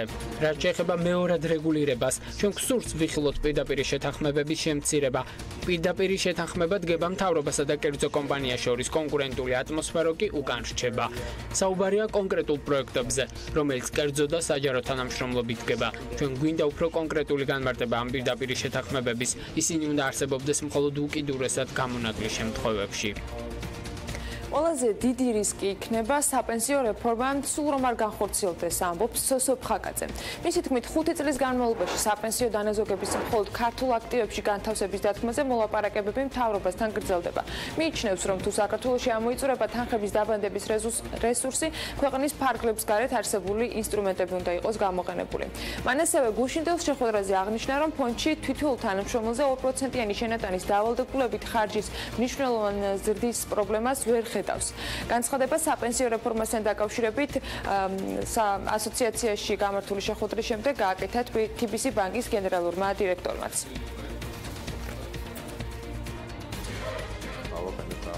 სხვადასხვა შენიშვნა და არის მზაობა ქვეყნის ხელისუფლების მხრიდან რომ გაითვალისწინოს ჩვენი საბოლოო შენიშვნები, როგორ იქნება დანიშნული სანქციო საბჭოს წევრები, როგორ მოხდება თანხების გარკვევა, განკარგვა, იყო ხარჯებთან დაკავშირებული საკითხები.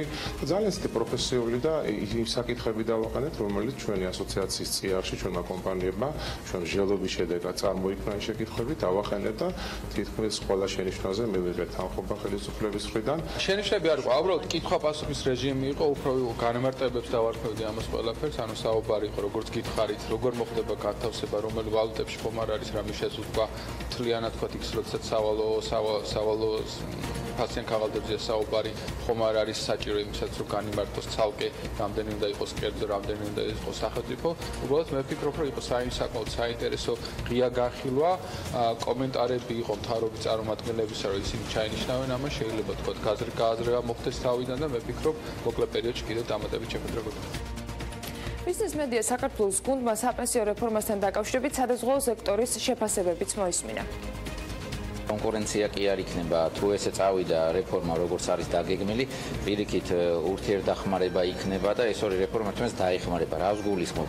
თქვენ ანუ იცით, რომ მხოლოდ 40 წლისევით დაქირავებულებს არის სავალდებულო საპენსიო რეფორმაში ჩართვა, თვით დასაქმებულები რჩება, მაგალითად 1 მილიონი ადამიანი, რომელთა მოზიდვა ძალიან მნიშვნელოვანია და მე ავხედავ კერძო სადაზღვეო კომპანიების როლს ძალიან მნიშვნელოვანს, იმიტომ რომ შეუძლიათ მათ აწარმოო გაყიდვები და ეს ადამიანები მოიცვან, ასევე მაღალ შემოსავლიანები, როგორც იცით, თავისუფლებიან ვალდებულებიდან საპენსიო ფონდებში გაწევრიანების სახელმწიფოსთან, ესეც კერძო სადაზღვეო კომპანიების ბაზრად დარჩება და ვფიქრობ, ეს რეფორმა ძალიან წაადგება ქვეყანას, თუ კერძო სადაზღვეო კომპანიები ჩაერთვებიან. მათ შორის ჩვენ გვექნება შესაძლებლობა სიცოცხლის დაზღვევის კომპონენტით შევავსოთ ეს დანაზოგი და იმ შემთხვევაში, თუ ადამიანმა ვერ მიაღწია საპენსიო საქმეს, უფრო ადრე გარდაიცვალა, მისმა მემკვიდრეებმა მიიღონ ის თანხა, რასაც ის დააგროვებდა, რომ ეცოცხლა საპენსიო ასაკამ. თანაინვესტირების ფონდი პროექტებს ახორციელებს ენერგეტიკის მიმართულებით. ამ ეტაპზე მიმდინარეობს მტკვარი ჰესის და ონის კასკადის მშენებლობა. შესაძლებლობის გამო დავსვით კითხვა, რამდენად არის შესაძლებელი თანაინვესტირების ფონდი შევიდეს მზის და ქარის ენერგიის წარმოებაში. შეგვიძლია მოვისმინოთ ირაკლი ქარსლაძის პასუხიც. სხვადასხვა პროექტებს ვიხილავ ჩვენ როგორც ენერგეტიკაში, ასევე დანარჩენ სხვა მიმართულებებში, იგივე სოფლის მეურნეობაში. ნამდვილად ვერაფერს ვერ გამოურიცხავ, მაგრამ ამ მომენტისათვის მიმდინარე მსგავსი ალტერნატიული ენერგიების თვალსაზრისითაც ან მზის და ქარის ენერგიაზე ასეთი პროექტი ამ მომენტისათვის ჩვენთან არ არის. რაც შეეხება კიდევ ერთ პროექტს, რომელიც თანაინვესტირების ფონდს აქვს დაანონსებული, საუბარია განმუხურში სასტუმროს მშენებლობაზე. როგორც ჩანს, სამშენებლო სამუშაოები აქ ჯერ არ დაწყებულა, თუმცა გეგმაშია 5 ვარსკვლავიანი სასტუმროს პროექტში 60 მილიონი დოლარის ინვესტიციის ჩადება. ვითვალისწინებთ იმ გამორჩეულ კლიმატურ პირობებს, ვითვალისწინებთ მდებარეობას და სხვა უპირატესობებს და ამაზე დაყნობით ვითარდება ეს კონცეფცია და შესაბამისად სამუშაოებიც, როგორც კი ჩვენ გვექნება საკმარისი საშუალება გულისხმობ დიზაინის და პროექტირების თვალსაზრისით, იმიტომ რომ აქ არქიტექტურულ პროექტზეა საუბარი, საინჟინრო პროექტზეა საუბარი, ფასადების პროექტზეა საუბარი. კონკურენციის სააგენტოს ხელმძღვანელმა ბიზნეს მედია საქართველოსთან შეფასე ლიბოს საჩივართან დაკავშირებით პირველი სატელევიზიო კომენტარი გააკეთა. ნოდარ ხადური ამბობს, რომ საკითხთან დაკავშირებით მისმა უწყებამ უკვე მიმართა ბათუმის მერიას, თუმცა მუნიციპალური უწყებიდან პასუხი ჯერჯერობით მიღებული არ აქვთ. ჩვენ მივმართეთ ბათუმის მერიას იმისათვის, რათა დავუშვათ შედარებით უფრო ღია მუშაობის პრინციპები დაამკვიდროს. მოგეხსენებათ, ახლა არჩევნები დასრულდა და ალბათ ჩვენ გავაგრძელებთ მუშაობას ბათუმის ახლად არჩეულ მერთან და საკრებულოსთან. კონკურენციის სააგენტო თამბაქოს ბაზრის ხელახალ კვლევას აწარმოებს. სააგენტოს შარშანდელი კვლევით, რომელიც 4 თვეს იხებოდა, ბაზარზე არაკონკურენტული მდგომარეობა არ ფიქსირდებოდა. საქალაქო სასამართლომ კი განსხვავებული განაჩენი გამოიტანა. კერძოდ, თამბაქოს მწარმოებელი ორი საერთაშორისო ბრენდი 90 და 100 მილიონი ლარით იყო დაჯარიმებული. მოგვიანებით გადაწყვეტილება სააპელაციო სასამართლომ გააბათილა, საინტერესო იქნება კონკურენციის სააგენტოს ხელახალი დასკვნა ამ საკითხთან დაკავშირებით.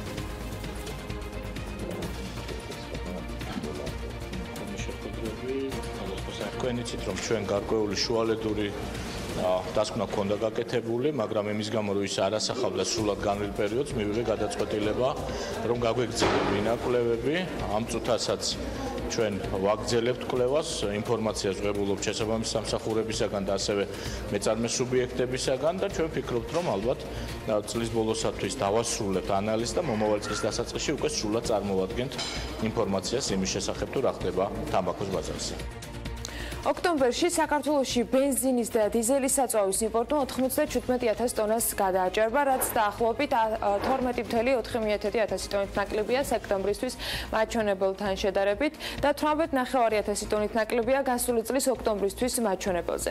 ნავთობ იმპორტიერთა კავშირის ინფორმაციით, ქვეყნების მიხედვით 2017 წლის ოქტომბრის თვეში ბენზინის და დიზელის საწვავის იმპორტის ყველაზე დიდი მოცულობა რუმინეთიდან არის განხორციელებული 29,000-მდე ტონა და მთელი იმპორტის 29,7% შეადგენს. მას მოჰყვება რუსეთი, აზერბაიჯანი, თურქმენეთი, ბულგარეთი, საბერძნეთი და ასე შემდეგ.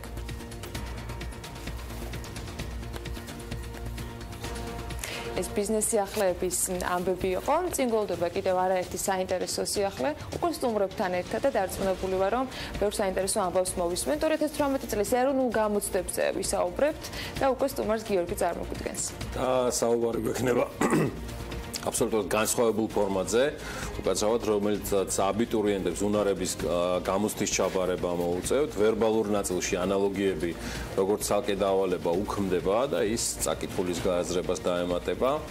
ცვლილებები ასევე შედის ქართული ენისა და ლიტერატურის გამოცდაში, სადაც არგუმენტირებული ესე მაქსიმალური 20 ქულის ნაცვლად უკაცრავად შეფასდება 24 ქულით. რატომ გახდა ცვლილებები საჭირო და მოდი ცოტა უფრო იდეაში ვთქვა დეტალურად რა იცვლება 2018 წლის გამოცდებზე. ამას დაზუსტებით გვეთქვის სოფო დოლიძე, იგი ზოგადი უნარების ჯგუფის ხელმძღვანელი გახლავთ და მე მას მივესალმებით. დილამშვიდობის. დილამშვიდობის და მივესალმებით ჩვენს აბიტურიენტებს. გუშინ წინდელის მერევს ვცდილობთ გარკვევას და მიხარია რომ თქვენთან ერთად ვხსნით ამ თემას. ვხსნით თემას სოფო მოდი რითი ჯერ მინდა ვისაუბროთ რა იცვლება და შემდგომ თუ შეიძლება არგუმენტაცია, არც იმას მალავ რომ დღევანდელი ჩვენი საუბარი მხოლოდ დასაწყისი იქნება ამ თემაზე საუბრისა და იმედია კარგი დისკუსიაც გამოგვივა. რა თქმა უნდა, იმედია აბიტურიენტები მაქსიმალურად ვრცლად შეიტყობენ ამ სიახლის შესახებ, თქვენი თუ სხვა გადაცემებიდან, ასევე ჩვენს ვებგვერდზე ვცდილობთ რაც შეიძლება მეტი ინფორმაცია განვათავსოთ ყველა იმ სიახლის შესახებ, რომელსაც ვთავაზობთ აბიტურიენტებს ყოველწლიურად და მათ შორის ახლა 2018 წლისთვის. ზოგადი უნარების სიახლით დავიწყებ, ზოგად უნარებში სიახლე გვაქვს, თუმცა არც ისე მასშტაბური, ეს სიახლე ვერბალურ ნაწილს შეეხება და კერძოდ ერთ კონკრეტულ ბლოკს დავალებების, ეს ერთ ანალოგიების ტიპის დავალებები. ანალოგიების ტიპის დავალებები რჩება ტესტში, აბიტურიენტებს ისინი ძალიან მოსწონს, ამიტომ მინდა მათ ვუთხრა რომ ისინი იქნება ტესტში კვლავ, თუმცა ცალკე ბლოკის სახით არ იქნება წარმოდგენილი, არამედ წაკითხული ტექსტის გააზრების ბლოკს დაუკავშირდება. რას ნიშნავს ახლა დაუკავშირდება წაკითხული ტექსტის გააზრების ბლოკს? ეს იმას ნიშნავს, რომ ჩვენ ანალოგიებს ავაგებთ იმ სიტყვებზე, რომლებიც ტექსტში გვაქვს მოცემული, როგორც აბიტურიენტებს მოიხსენებათ და იმედი მაქვს რომ ამ პერიოდში უკვე იცნობენ ზოგადი უნარების ტესტის სტრუქტურას. ტესტში ანალოგიების ტიპის დავლებები იყო წარმოდგენილი სიტყვათა წყვილების სახით, ან ერთი სიტყვა იყო დაკავშირებული ხუთ სავარაუდო პასუხთან დასაკავშირებელი უფრო სწორად. შესაბამისად, ჩვენ ამჟამადაც სწორედ ამავე ფორმატის ანალოგიები გვექნება, უბრალოდ ეს სიტყვები, რომლებზეც ანალოგიები არის აგებული, იქნება ტექსტიდან აღებული. რატომ? იმიტომ, რომ აბიტურიენტებს გვინდა კიდევ უფრო მეტად უნარებზე ორიენტირებული შეფასება შევთავაზოთ. მათ შეეძლებათ დაიხმარონ ტექსტი იმ შემთხვევაში თუ კი ამა თუ იმ სიტყვის მნიშვნელობა არ იციან. ეს ამარტივებს თქვენი გადამოსახედიდან ამ დავალების შესრულებას თუ ართულებს? სავარაუდოდ ეხიდება ეხმარება. იმ აბიტურიენტებისთვის, რომლებიც წაკითხulis გაზრებას წარმატებით ართმევენ თავს, ნამდვილად გამარტივებს საქმეს, იმიტომ რომ თუ კი აბიტურიენტს არ ეცოდინება სიტყვის მნიშვნელობა, მას შეიძლება ტექსტის თვითონ კონტექსტის წინადადების დახმარება. აქ უფრო მეტს ქონდა პრობლემა, ხო? პრობლემას ვერ ვიტყვი ზოგადად ჩვენს აბიტურიენტებს, როგორც სტატისტიკური მონაცემის ანალიზის საფუძველზე შეგვიძლია ვივარაუდოთ მხოლოდ, ეს ვარაუდია, თუმცა დაკვირვების საფუძველზე როგორ მუშაობენ აბიტურიენტები ტესტზე ესეც შეყარდება ეს ვარაუდი. წაკითხული ტექსტის გაზრების ნაწილს ზოგჯერ აბიტურიენტები თავს არიდებდნენ. არ უყვართ ვრცელი ტექსტების წაკითხვა, ზოგიერთს, მხოლოდ ზოგიერთს ეს უნდა აღინიშნოს, რომ ეს ყველას რა თქმა უნდა არის ეროვნული გამოცდები ტარდება და ფიქრობ სტატისტიკა უკვე უნდა არსებობდეს ამასთან დაკავშირებით. რადგანაც ეს ნაწილი არის ტექსტში და რადგანაც ეს ნაწილი კიდევ უფრო, ასე ვთქვათ, მეტ მოცულობას იკავებს ტესტისა, ეს სწორედ იმის მანიშნებელია, რომ ის ძალიან კარგად აფასებს იმ უნარებს, რომლებიც აუცილებელია მერე უკვე უმაღლეს სასწავლებელში სწავლის გასაგრძელებლად, იმიტომ რომ თუ დავაკვირდებით სტუდენტები რას აკეთებენ ახალი ცოდნის შეძენის პროცესში, კითხულობენ სახელმძღვანელოებს, სტატიებს ეცნობიან სამეცნიეროს, ასე იძენენ ახალ ცოდნას, ანალიზებენ ახალ ინფორმაციას, გაიაზრებენ. ეს არის მთავარი, რასაც ისინი აკეთებენ უმაღლეს სასწავლებელში, სწორედ ამ უნარებს აფასებს წაკითხული ტექსტის გააზრება. ამიტომ ამაზე მეტი აქცენტის გადატანა და ამასთან ანალოგიების დაკავშირება, ანუ წაკითხული ტექსტის გააზრების წილის გაზრდა, კიდევ უფრო ზუსტად შეაფასებს იმ უნარებს, რომლებიც აუცილებელია უმაღლეს სასწავლებელში. ეს ანალოგიებთან დაკავშირებით. შემდეგი, დიახ. ეს ცვლილება გამოიწვევს ოდნავ რაოდენობის გაზრდას ლოგიკის ბლოკის, ანუ ჩვენი ვერბალური ნაწილი კიდევ უფრო მეტად ლოგიკურ მსჯელობაზე აქცენტირებული ხდება, მეტ აქცენტს აკეთებს უფრო სწორად.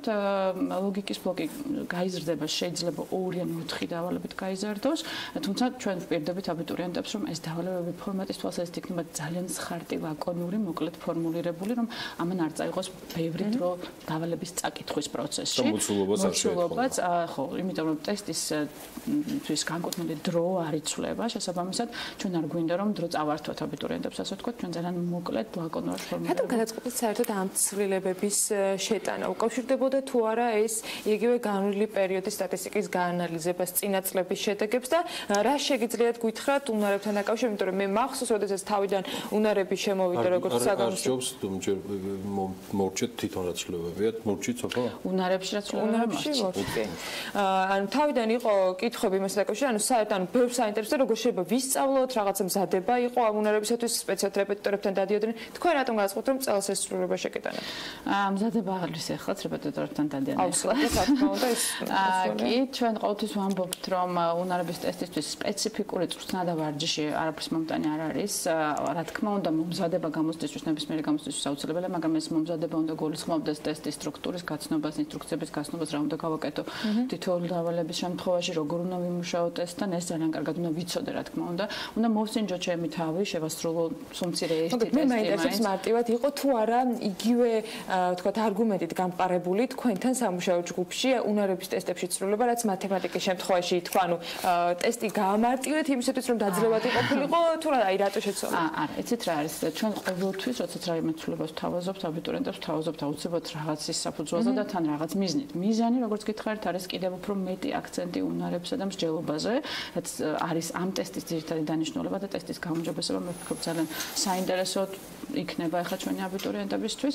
რაც შეეხება მიზეზებს, მიზეზები რამდენიმეა. ერთი, როგორც გითხარით, ჩვენ გვინდა კიდევ უფრო მეტად აბიტურიენტების მოტივირება წაკითხulis გააზრების ნაწილზე იმუშაონ, იმიტომ რომ ეს ნაწილი სწორედ საუკეთესოდ აფასებს მათ უნარებს, ანუ დავალებების რაოდენობის გაზრდით ამ ბლოკისთვის, ახლა უკვე წაკითხulis გააზრების 2 ტექსტთან დაკავშირებით 20 დავალება იქნება ვერბალურ ნაწილში, ამიტომ აბიტურიენტებს ვურჩევთ, რომ აუცილებლად წაიკითხონ ტექსტები, ეს мотиваცია იქნება მათთვის, რომ რაც შეიძლება მეტი დავალება წაკითხulis გააზრებასთან დაკავშირებით შეასრულონ, ეს ერთი. გარდა ამისა, ჩვენ გვქონდა, მაგრამ ეს სტატისტიკური მონაცემებს არ ეფუძნება, ეს ეფუძნება აბიტურიენტებთან არაერთ შეხვედრას, რომელსაც ვატარებთ წლების განმავლობაში და გვაქვს სამწუხაროდ ესეთი ინფორმაცია, რომ აბიტურიენტები ზოგი ნაწილი, რა თქმა უნდა, არასდროს სტრატეგიით უდგება ამ ტესტს. ეს ტესტი არის უნარების ტესტი, აზროვნებაზე ორიენტირებული ტესტი და ძალიან ბევრი სწორედ ანალოგიების ბლოკისთვის სიტყვების დაზეპირებას ცდილობს, მაგალითად ზოგიერთი ლექსიკონიდან, არც ეს მათი ინიციატივა თუ მათი დამხმარე ადამიანების, ზოგიერთი ლექსიკონიდან პირდაპირ იზეპირებენ თქვა უცხოსიტყვებს არა ლექსიკონის ამ ტესტისათვის სწორედ ეს მინდოდა მე თქვა ამ ტესტისთვის უცხოს სიტყვათა ლექსიკონიდან სიტყვების დასაპირება არ გამოგვადგება ამ ტესტისთვის გვჭირდება ბევრი კითხვა ჩვენი კითხვის უნარის უკეთესება ამიტომ ჩვენს გააზრებაზე აქცენტს აკეთებს კიდევ ფართო თემა არის რამდენი შეიძლება გამოცდისათვის იყოს მხოლოდ საკითხულის გააზრებისათვის ორიენტირი და არა რეალურად სხვა სასწავლო პროგრამები უზრუნველყოფდნენ იმას რომ მათ სასწავლო ნაწილში ქონდეთ მნიშვნელოვანი ტექსტები წასაკითხი და გასაზრდელი მათემატიკაზე მინდა გადავიდეთ სანამ ჩვენი დრო ამოიწურება იყო ასეთი ფრაზა ნათქვამი და პრინციპში შარშანდებმა ამზადხული შედეგებმა აჩვენა რომ მათემატიკაში საშუალო ხულა იყო ძალიან დაბალი კრიტიკულად დაბალი ჩემს გარშემო თუ კი რამე მომისმენია იყო აი ისეთი ქურლები რომ როცა ვადარებდი წინა წლების მონაცემს მათ შორის ჩემს გამოშვების ნაწილს ვერაფრით ვერ გავიგე რანაირად შეიძლებოდა ტესტებს ასეთი შედეგები ეჩვენებინა საბოლოო ჯამში ამან განაპირობა ის რომ ტესტს ამარტივებდა რამდენად არის გამოსავალი როდესაც ტესტი მარტივდება წინა წლის შედეგებიდან გამომდინარე გაჩნიერისთვის არის გამოსავალი თუ ჩვენ ვლაპარაკობთ რომ ამით მათემატიკის სწავლის დონეს ან ცოდნის დონეს გავზრდეთ რა თქმა უნდა ეს გამოსავალი არ არის ეს არის ჩვენი ზოგადი პრობლემა მათემატიკაში როგორც საერთაშორისო კვლევები აჩვენებს მე-4 და მე-8 კლასში ან 15 წლის მოსწავლეებთან რომელიც ჩატარდა და ციკლურად ტარდება ჩვენი ცენტრის მიერ ჩვენ მონაწილეობთ ამ საერთაშორისო კვლევებში გვიჩვენებს რომ ძალიან ძიმე შედეგები გვაქვს მათემატიკაში ზოგადი უნარების ტესტის მათემატიკური ნაწილი წლიდან წლამდე უდნავ რთულდება და ასევე ეს თუ შევდამთავროთ და ასევე მათემატიკის ტესტიც რთულდება ანუ ლოგიკური სურათია მათემატიკაც ცუდად ვიცით ზოგადად მაგრამ ჩვენი გამოცდა არის სასელექციო გამოცდა ჩვენ უნდა შევარჩიოთ აბიტურიენტები უმაღლესი სასწავლებლებისთვის და უნდა შევარჩიოთ იმ ადამიანებისგან ვინც ყავს ჩვენ ვერ მოვიყვანთ აბიტურიენტებს ფინეთიდან ჩვენ ყავს ჩვენი აბიტურიენტები სხვა შორის ძალიან კარგებით და თუ მათი რაოდენობა არც თუ ისე ცოტა იმიტომ რომ სუმცირე 2-3-მა მათემატიკაში სხვა არის გადალახა და ძალიან მაღალი ქულებით მიიღო გარკვეულმა ნაწილმა ამიტომ ჩვენ უნდა მოვარგოთ ტესტი სასელექციო ტესტი უნდა იყოს მორგებული პოპულაციაზე ჩვენ უნდა შევარჩიოთ აბიტურიენტები უმაღლესი სასწავლებლებისთვის ამ ცვლილებით ჩვენ ამას დიდად ცვლილებას ვერც დავარქმევთ იცით უბრალოდ მარტივი დავალებების ბლოკი შედარებით გაიზრდება ეს ნიშნავს რომ ჩვენ ამით გვინდა უფრო მეტად აბიტურიენტების მოტივირება არ თქვენ უარი მათემატიკაზე და აირჩიონ მათემატიკა როგორც მე-4 არჩევითი გამოცდა. ანუ ზღვარ გადალახული აბიტურიენტების რაოდენობა ელემენტარულად იყოს უფრო მეტი ვიდრე ვთქვათ გასული წლის შედეგებით მაგრამ თუ უნარებზე ვირჩევთ ასეთ სტრატეგიას ისევ მინდა იმას დავუბრუნდე რომ წაკითხulis გააზრებასთან დაკავშირებით რომ მეტი ვთქვათ სამუშაო გქონდეთ ამიტომ ამ ნაწილს ვზრდით მათემატიკაში რატომ გავირჩიეთ განსხვავებული სტრატეგია რომ გავზარდოთ ისეთი დავალებების რაოდენობა, რომელიც უფრო მარტივი არის შედარებით ვიდრე სხვა. ჩვენ არასწორ შედარებას ვაკეთებთ ახლა წაკითხulis გააზრების ბლოკის გაზრდა არ ნიშნავს რთული დავალებების გაზრდას. არა, მაგრამ ის სადაც თქვა პრობლემა იყო ნაწილი აბიტურიენტებისათვის, იმას ვახალისებთ, რომ აქ ეს როგორ ვთქვა, ამოქაჩონა, ასე ვთქვა. ეცეთ რა ჩვენ გვინდა ორივე შემთხვევაში დავეხმაროთ აბიტურიენტებს. პირველ შემთხვევაში წაკითხulis გააზრების ბლოკში ანალოგიების გატანა ნიშნავს, რომ მათ შეეძლებათ უფრო მეტი გააკეთონ თავისი უნარების საფუძველზე. თუ მათ არ აქვთ სიტყვის ცოდნა, მათ შეუძლიათ დაიხმარონ თავიანთი უნარები. იმისთვის რომ კონტექსტიდან ამოიცნონ სიტყვის მნიშვნელობა. ასევე გვინდა მათემატიკის შემთხვევაში დავეხმაროთ ადამიანებს, წავახალისოთ ისინი სწავლონ მათემატიკა. ჩვენ ორივე შემთხვევაში ქართული ენის ლიტერატურის ცვლილების შემთხვევაში სადაც არგუმენტირებაზე მეტი აქცენტი გადადის, გვინდა დავეხმაროთ აბიტურიენტებს კრიტიკულად იაზროვნონ. ეს არის ჩვენი იმედი მაქვს განათლების სისტემის მიმართულება, რომ ჩვენ ვიაზროვნოთ, ვიფიქროთ, არ ვიყოთ ორიენტირებული მეხსიერებაზე, არ ვიყოთ ორიენტირებული დაზებირებაზე, არამედ რაც შეება მეტად გააზრებაზე და ინფორმაციის გადამუშავებაზე და მსჯელობაზე. თქვენი რეპლიკა ბუდიში გიორგი ვიცი რომ ძალიან მონოპოლისტად ვიქეცე, მაგრამ თქვენი რეპლიკა იმედი მაქვს, რომ განათლების სისტემა ამაზე არის ორიენტირებული. ეს ნიშნავს, რომ გამოცდების ეროვნული ცენტრი მხოლოდ მიღებული სტატისტიკით იღებს გადაწყვეტილებას პროგრამების შედგენისას და არა განათლების სამინისტროსთან სასწავლო პროგრამების არავითარ შემთხვევაში ჩვენ სხვა შორის სტატისტიკას ვერაფრით ვერ დავეყრდნობით სტატისტიკური მონაცემები არაფრით არ გვეტყვის იმას ჩვენი განათლების სისტემა არის თუ არა აქეთ მიმართული ეს არასწორი ინტერპრეტაცია იქნება ჩვენ იმედი მაქვს ნიშნავს რომ ჩვენ იმისათვის რომ მთელი სისტემა გქონდეს გააზრებაზე ორიენტირებული და უნარების გამოვლენაზე ორიენტირებული ნიშნავს რომ ამისათვის უნდა გქონდეს შესაბამისი ეროვნული სასწავლო გეგმა შესაბამისი სახელმწიფო შესაბამისი მასწავლებელი ამიტომ ვამბობ იმედი მაქვს თორე ან ბევრი რამ არის ამ სისტემაში ჩართული ძალიან კომპლექსური სისტემა და ყველა კომპონენტმა ერთიანად უნდა იმუშაოს უნარების განვითარებისთვის მარტო გამოცდა მერწმუნე თამაში ვერაფერს ვერ გააკეთებს სოფო უკან მინდა დავუბრუნდეთ მიუხედავად იმისა რომ ეს ცვლილებები დგება შევეშვათ ახლა მსჯელობას, რა მე მგონია რომ მაინც მნიშვნელოვანია დრო საერთო ჯამში არ იცვლება. დრო და დავალების რაოდენობა არ იცვლება. ამას ეს ხო არ იქნება აბიტურიენტებისთვის რაიმე აღსანიშნავი გულისხმობ რო ხელშესახები, ანუ პრობლემატური საიმისოთ რომ მაინც ცვლილებები ახლა ტარდება, რომლის მაქსიმალურ პოპულარიზაციას ჩვენც გავაკეთებთ რომ მივაწოდოთ მათ ეს ინფორმაცია, თუ არა და ნახავენ თქვენს ვებზე დაწუნებული ვარ დაზუსტებით ყველაფერს, ეს ხო არ შეუქმნით მათ მეტ დისკომფორტს. ანუ გამომდინარე იქიდან რომ მაინც ემატება. ემატება არა, დავალებების რაოდენობა იგივე რჩება, იცვლება, მოდი ასე ვთქვათ, ემატება ლოგიკის ბლოკს, ის რაც მოაკლდა ანალოგიების ბლოკს და ეს იქნება მხოლოდ 2 ან მაქსიმუმ 4 დავალება. შესაბამისად დრო ამ ყველაფრისთვის ნამდვილად არ არის იმდენი, რომ ჩვენ სპეციალურად ამისთვის დავამატოთ საგამოსო დროს რაიმე და ისევ ვიმეორებ ეს მინდა ძალიან კარგად გაითვალისწინოთ ჩვენ აბიტურიენტებმა რომ ის დავალებები რომელსაც ჩვენ ლოგიკის ბლოკს დავამატებთ იქნება ძალიან ცხარტად მოკლედ და ლაკონურად ფორმულირებული რომ კითხვის დავალების წაკითხვისთვის საჭირო დრო არ წაიღოს ამან თუ არა ჩვენ არავითარ შემთხვევაში არ უნდა ვთქვათ რომ ანალოგიები ყოველთვის უფრო ადვილი შესაძლებელია ვიდრე ლოგიკური დავალებები ეს მცდარი დებულება იქნება ზოგიერთი ლოგიკა ბევრად უფრო ადვილი შესაძლებელია რომ ვიდრე ზოგიერთი ანალოგია ხო მაგრამ წაკითხვისთვის საჭირო დრო არ უნდა გაიზარდოს და სწორედ ამას შევეცდებით ჩვენ აქ ისევ ვამბობ ლაპარაკი მხოლოდ 2 ან მაქსიმუმ 4 დავალებაზე ეს საინტერესო იყო ძალიან მადლობა სოფოდოლიძეს ნომრობისთვის იგი ზოგადი უნარების ჯგუფის ხელმძღვანელია. მადლობა ძალიან საინტერესო საუბრისთვის, რომელსაც როგორც დავაანონსე, აუცილებლად გავაგრძელებთ. ვიდრე გავაცილებთ სტუმარს, მოკლე რეკლამა და სულ მალე დაგიბრუნდებით ახალი თემებით. დიდი მადლობა. ამინდის პროგნოზის სპონსორია SEU დეველოპმენტი.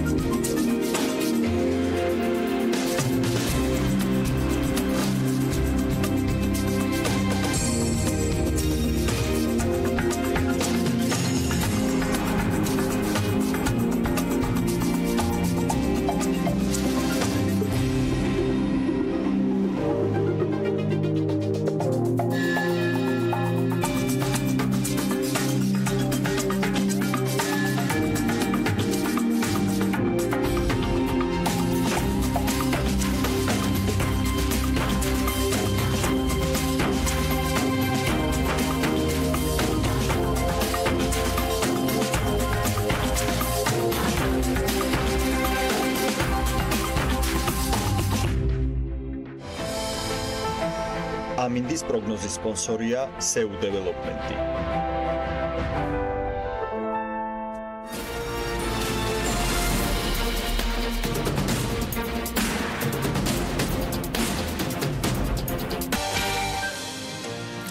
საქმიანი დილის ეთერში ვაჭყონიას რუბრიკის დროა. დღეს დისტრიბუტორთა ბიზნეს ასოციაციის პრეზიდენტი კომპანია ლორგოს დამფუძნებელს ნოდარ სტეფანიშვილს მასპინძლობს, თუმცა დაარწმუნებულია, რომ თემების მრავალფეროვნება ძალიან ბევრს დაინტერესებს. დილა მშვიდობის მივესალმები შენ სტუმარს. დილა მშვიდობის. წარმატებულ ეთერს გისურვებ. დილა მშვიდობის პირველ რიგში სრულიად საქართველოს საქმიან ქართველებს, რაც უფრო მეტი საქმიანი ადამიანი მინდა უსურვო ჩვენს ქვეყანას და ბევრი წარმატებული ადამიანი ბიზნესში. ისეთი წარმატებული ადამიანები სულ მცირე, როგორც არის ბატონი ნოდარი, კომპანია ლორგოს დამფუძნებელი, საქართველოს დისტრიბუტორთა ბიზნეს ასოციაციის წევრი კომპანია და პირდაპირ გადმოვალ კითხვით. კომპანია ლორგო თვითონ სახელწოდება საიდან მოდის ძალიან საინტერესოა. მოგესალმებით ბატონოევა, მივესალმები ჩვენს მაყურებელს. რაც შეეხება კომპანია ლორგოს, კომპანია ლორგო დაარსდა 17 წელს უკან. ეს არის საკმაოდ ბიზნესისთვის ეს რთულ პერიოდში. განსაკუთრებით დისტრიბუციისთვის. განსაკუთრებით მაშინ იდგმებოდა პირველი ნაბიჯები დისტრიბუციაში. რაც შეეხება თვითონ დასახელებას, მე მყავს პარტნიორი პარტნიორები, რომლებიც არიან რაჭველები და ლორგო არის ერთ-ერთი ადგილი, ულამაზესი ადგილი რაჭაში, სადაც არაჩვეულებრივი ცივი წყალია, სადაც ჩვენ ხშირად ხვდებოდით ერთმანეთს და ამ ადგილიდან გამომდინარე დავარქვით კომპანია ლორგო. დარწმუნებული ვარ, ალბათ ბევრმა არც იცის. არა, ძალიან ბევრმა არ იცის. პირველად გავიგე და მოხარული ვიქნები თქვენთან ერთად თუ მომეცემა იმის საშუალება, რომ წითელი ღვინოს დავაგემოვნოთ. რა თქმა უნდა, აუცილებლად მაგის გარეშე ექნება. საინტერესო იქნება ამ ხელა გამოცდილებიდან გამომდინარე გავიგოთ თქვენგან იმ გამოწვევების შესახებ, რაც დღევანდელ დღეს არის დისტრიბუციაში, როგორც დარგში. ეს ძალიან საინტერესო და ძალიან რთული თემაა, ჩვენ ამაზე ცალკე ხშირად გვისაუბრია. თუნდაც მოდი პრეისტორიიდან დავიწყოთ, როგორ იყო, როგორ ვითარდებოდა და თუ ეს სად მივედით და ყველაზე უფრო მეტად რა აწუხებს თვითონ ამ დარგს, როგორც დისტრიბუციას. ფიქრობ, რომ თავიდან განვითარების პერიოდი თავიდან იყო რთული. ოღონდ სხვა ასპექტით, იმიტომ რომ მაშინ იდგავდა ფეხს, მაშინ ვერ გავდი დისტრიბუციაში, მაშინ ხდებოდა მაღაზიებში მიწოდება. შემდეგ ეს ყველაფერი თითქოს დაალაგდა, მაგრამ მოგვიანებით შეიქმნა ახალი პრობლემები დისტრიბუციაში. ეს არის ფიქრობ ქსელები და ქსელების გამსხვილება, რომელმაც მოიტანა საკმაოდ სერიოზული პრობლემები. მე ვფიქრობ, რომ ძალიან ბევრ კომპანიაში ახლა ჩვენ საუბრობდით დღევანდელი სიტუაციიდანაც, რომ კურსი აიწია, ფასების გაძვირება ხდება. ფასების გაძვირება ნამდვილად მიდის, მაგრამ ამას კიდევ უწყობს ხელს ის, რომ ქსელები გვიქმნიან ხელოვნურად პრობლემებს. არა, თუმცა აქვე მინდა აღვნიშნო, იყო შემთხვევა, როდესაც ერთ-ერთი ქსელის წარმომადგენელმა დაგვადანაშაულა, რომ კურსი არაფერ შუაში არ არის, ფასები რო იზრდება, თურმე ხელოვნურად ვწდით ფასებს და მაინც მინდა აუხსნა მაყურებელს, რომ პირდაპირ პროპორციულად მიმულები ვართ არა მხოლოდ იმპორტიორები, არამედ ადგილობრივი მწარმოებლებიც უცხოურ ვალუტასთან. სამწუხაროდ ეს ჩვენგან დამოუკიდებლად ხდება და ამიტომ ხდება ფასების ცვლილება და მაქსიმალურად ვიკავებთ. მინდა აღვნიშნო კიდევ ერთხელ ფასების აწევისგან თავს, რადგანაც ხილულობით უნარიანობა საკმაოდ დაბალია და ამიტომ ვცდილობთ, რომ ისევ საკუთარი ფასნამატის ხარჯზე, თქვათ, შევემციროთ მოგება და ფასები არ გავზარდოთ. მე მგონი მეთანხმებით ბატონო. კი, აბსოლუტურად გეთანხმებით, ეს არის ძალიან ისე რბილად ნათქვამი, იმიტომ რომ ჩვენ მაგის გარდა ძალიან დიდი პრობლემაა ჯერ ერთი რომ ფასებს არ გოცვლებინებენ. ფასების შეცვლა მოგეხსენებათ, რომ 2 კვირიდან ერთ თვემდე ხდება, რომ მიაწოდო ფასი. მერე ფასის ფორმირებაც ვერ ხდება, როდესაც მიდის ვალუტის დევალვაცია, სანამ ფასი არ დასტაბილურდება და ხშირ შემთხვევაში მართლა გვიწევს ჩვენივე მოგების შემცირება, იმის გულისხმობს, რომ ფასი იყოს სტაბილური და მოსახლეობაც არ აღმოჩნდეს სულ მდგომარეობაში, იმიტომ რომ როდესაც მიდის მაღაზიაში, მოსახლეობას გათვლილი აქვს ის თანხა, რა თანხითაც იმან უნდა შეიძინოს ის პროდუქცია. და როდესაც ხდება გაზრდილი ფასი, ეს რა თქმა უნდა უარყოფითად მოქმედებს თვითონ პროდუქციაზეც. თუმცა არის შემთხვევები, როდესაც საერთო კონსენსუსამდე ვერც მიდიხართ რიტეილთან, ჰიპერმარკეტთან, რომ საერთოდ ფასი გაზართოთ. ამაზე თუ არს ამბობ. ყოფილა ესეთ შემთხვევებიც მახსოვს, ჩვენ მქონია ამაზე არაერთხელ საუბარი და კი, რა თქმა უნდა, ევა, ესეთი შემთხვევები არის ესეთი კომპანიები საქართველოში, თუმცა არის ერთ-ერთი, რომელთანაც მართლა გვიჯერს და არის ნაწილი პროდუქციისა, რომელიც უკვე ვეღარ შემოქვს, იმისგან რომ ვერ ვზრდი იმასთან ფასს და წამოღებაც კი იმისი ჩამოტანაც კი საქართველოში უკვე შეწყვეტილი. მოკლედ რაღაც ძალიან მტკივნეულ საკითხებს შევეხეთ. ამიტომ გადავიდეთ კომპანია ლორგოზე. კომპანია ლორგო თვითონ რა ბრენდებით არის საქართველოში წარმოადგენს, საინტერესო იქნება მაყურებლისთვის, რომ გაიგო. ძირითადად ორიენტირებული ვარ ჩვენ ბურღულეულზე. კომპანია ლორგო წარმოადგენს პეტერბურგის ისკულ კომბინატს, ეს არის შვრიის პაპა, ეგრეთ წოდებული ჰერკულესი იასნოსოლნიშკო. წარმოადგენს ყველასთვის ცნობილი ბრენდი და ალბათ ერთ-ერთი საყვარელი და წარმოადგენს გერმანულ კომპანიას ჰანის, წარმოადგენს ფინურ კომპანიას ეკოგრინს, წარმოადგენს ხრამუნაპურს ხლებცის, რომელიც ახეთ ჩვენ, ეს არის ხლებცი რასტოვსკი და წარმოადგენს კომპანია დოშირაქს, ეს არის სწრაფი მომზადების სუპები. ძირითადად თავისი გაფართოებით და ჩამონათვალით. ძირითადად დატვირთვა მაინც ეს არის ყველაზე ცნობილი ბრენდი, მე ვფიქრობ, ეს არის იასნოსოლნიშკო, იმიტომ რომ 15 წელზე მეტია ის საქართველოს ბაზარზეა. არის ეკოლოგიურად სუფთა პროდუქტია. და პირველ რიგში ეს არის ჯანმრთელი და ჯანსაღი პროდუქტია, იმიტომ რომ ის არც ერთი ჩვენი არ შეიცავს რაიმე ქიმიურ დანამატს და არომატიზატორს, ის არის აბსოლუტურად სუფთად დამზადებული პროდუქტი. ზოგადად ჯანსაღი საკვებით რო დავიწყოთ დილა, ალბათ კარგი იქნება, აგრეთვე წარმატების საწინდარიც არის, უფრო მეტი შრომის უნარიანობა გექნება და ნუ ჩემს ერთ-ერთი საყვარელი საკვები არის, ამასაც ვიტყოდი. დიდი მადლობა ასევე ჩემთვის, მე ყოველდღიურად, ნუ ჩემი გაბარიტებიდან გამომდინარე შეიძლება ბევრმა არ თქვას, მაგრამ ზოგადად ყოველდღიურად ჩემთვის ჰერგულესის ფაფით იწყება. საინტერესო აგრეთვე თქვენ კომპანიაში რამდენი ადამიანია დასაქმებული? ჩემთან კომპანიაში დასაქმებულია დაახლოებით ზუსტად არ მახსოვს, მაგრამ დაახლოებით 50 ადამიანი, რომელიც აკეთებს დისტრიბუციას, ეს არის ძირითადად დასაქმებული თბილისში და ნაწილობრივ არის დასაქმებული უკვე რეგიონებში. ანუ რეგიონებში თქვენ წარმოადგენელი ხართ თქვენი კომპანიით თუ რეგიონებში არ ვარ წარმოადგენელი ჩვენი კომპანიით, რეგიონებში ჩვენ ყავს ჩვენი სუბდისტრიბუტორები, რომლებიც წარმოადგენენ ჩვენ კომპანიას. ნუ პრაქტიკულად ისინიც შეიძლება ჩაითვალოს, რომ დასაქმებულები არიან, იმიტომ რომ ჩვენს გარეშე გაუჭირდებოდათ იმათ ყოფნა. და საინტერესო არის თქვენი მოსაზრება. მე არ შემიძლია რომ გადაცემა დავასრულო ისე თქვენთან საუბრით, რომ არ გავიგო თქვენი მოსაზრება საპენსიო რეფორმასთან დაკავშირებით, იმიტომ რომ პირდაპირ აისახება დამსაქმებელზე, თქვენზეც და დასაქმებულ ადამიანზეც. უკვე რამოდენიმე დღეა საკმაოდ აქტიურად მიდის ამაზე მსჯელობა, ნუ ჯერჯერობით როგორც მეცვეურნებიან ეს არის მიმოხილვის სტადიაში. როგორც ერთ-ერთი პარლამენტის წევრი, რაც უკვე საკრებულოს წევრი, დაგვპირდა შეხვედრაზე, პირადად მე დამპირდა შეხვედრაზე, იქნებათ აუცილებლად ჩვენთან უშუალოდ საქართველოს დისტრიბუტორთა ბიზნეს ასოციაციასთან შეხვედრა და უფრო უშუალოდ აგვიხსნიან ამ რეფორმის არსს და რა აქვს დადებითი, ეს რა თქმა უნდა ძალიან კარგი იქნება, თუმცა იქამდე მაინტერესებს უბრალოდ თქვენი აზრი, როგორ გესმით თქვათ ეს რეფორმა, რა აქვს ამას დადებითი და რა აქვს უარყოფითი. ევა, მე სიმართლე გითხრა, ეს ჩემთვისაც ახალი თემა იყო, მაგაზე ვფიქრობდი, ეს ზუსტად პასუხის გაცემა ჩემთვის იქნება ძალიან რთული, იმიტომ რომ მაგას ჩაცდომა ჭირდება და განხილვა, თუმცა პირველად ზედაპირულად რაც გავიარე მე ჩემთან კომპანიაში და რაც დამაინტერესა ჩემი თანამშრომლების აზრი, მე ვერ გადახარებ და გეტყვი რომ მაგას არ შეხვდნენ აღფრთოვანებით, ესე რომ ვთქვათ, ყოველ შემთხვევაში დამოკიდებულება უფრო ნეგატიური იყო, არ ვიცი, ეს ნდობის საკითხია, ეს ზოგი ამბობს რომ პენსიამდე მაცოცხლე და მე განვიხილოთ, ნუ ყოველ შემთხვევაში პირველი დამოკიდებულება, მაგრამ ამას ზოგადად დაფიქრება უნდა, უფრო ღრმად უნდა ჩახედვა და მხოლოდ მაგის მე შემიძლია რომ დასწრება. თუმცა ნუ დავამშვიდოთ, მოდით, მაყურებელი თქვათ რომ პენსიამდე მაცოცხლე ყოველ შემთხვევაში ნუ შთამომავლობას ჯერჯერობით ესეა მოდელში, ხა თუ ვინმე რამე არ შეცვალა, რომ შთამომავლობას დარჩება, რა თქმა უნდა, თუ ის დაგროვებითი მოდელი რაც არის, აუცილებლად შემდეგ შთამომავლობას გადაეცემა და ასე რომ უბრალოდ ეს ნუ იქნება 30 წლის შემდეგ, ხა როდესაც ეს რეფორმა დაიწყება. რეფორმები, რა თქმა უნდა, კარგია.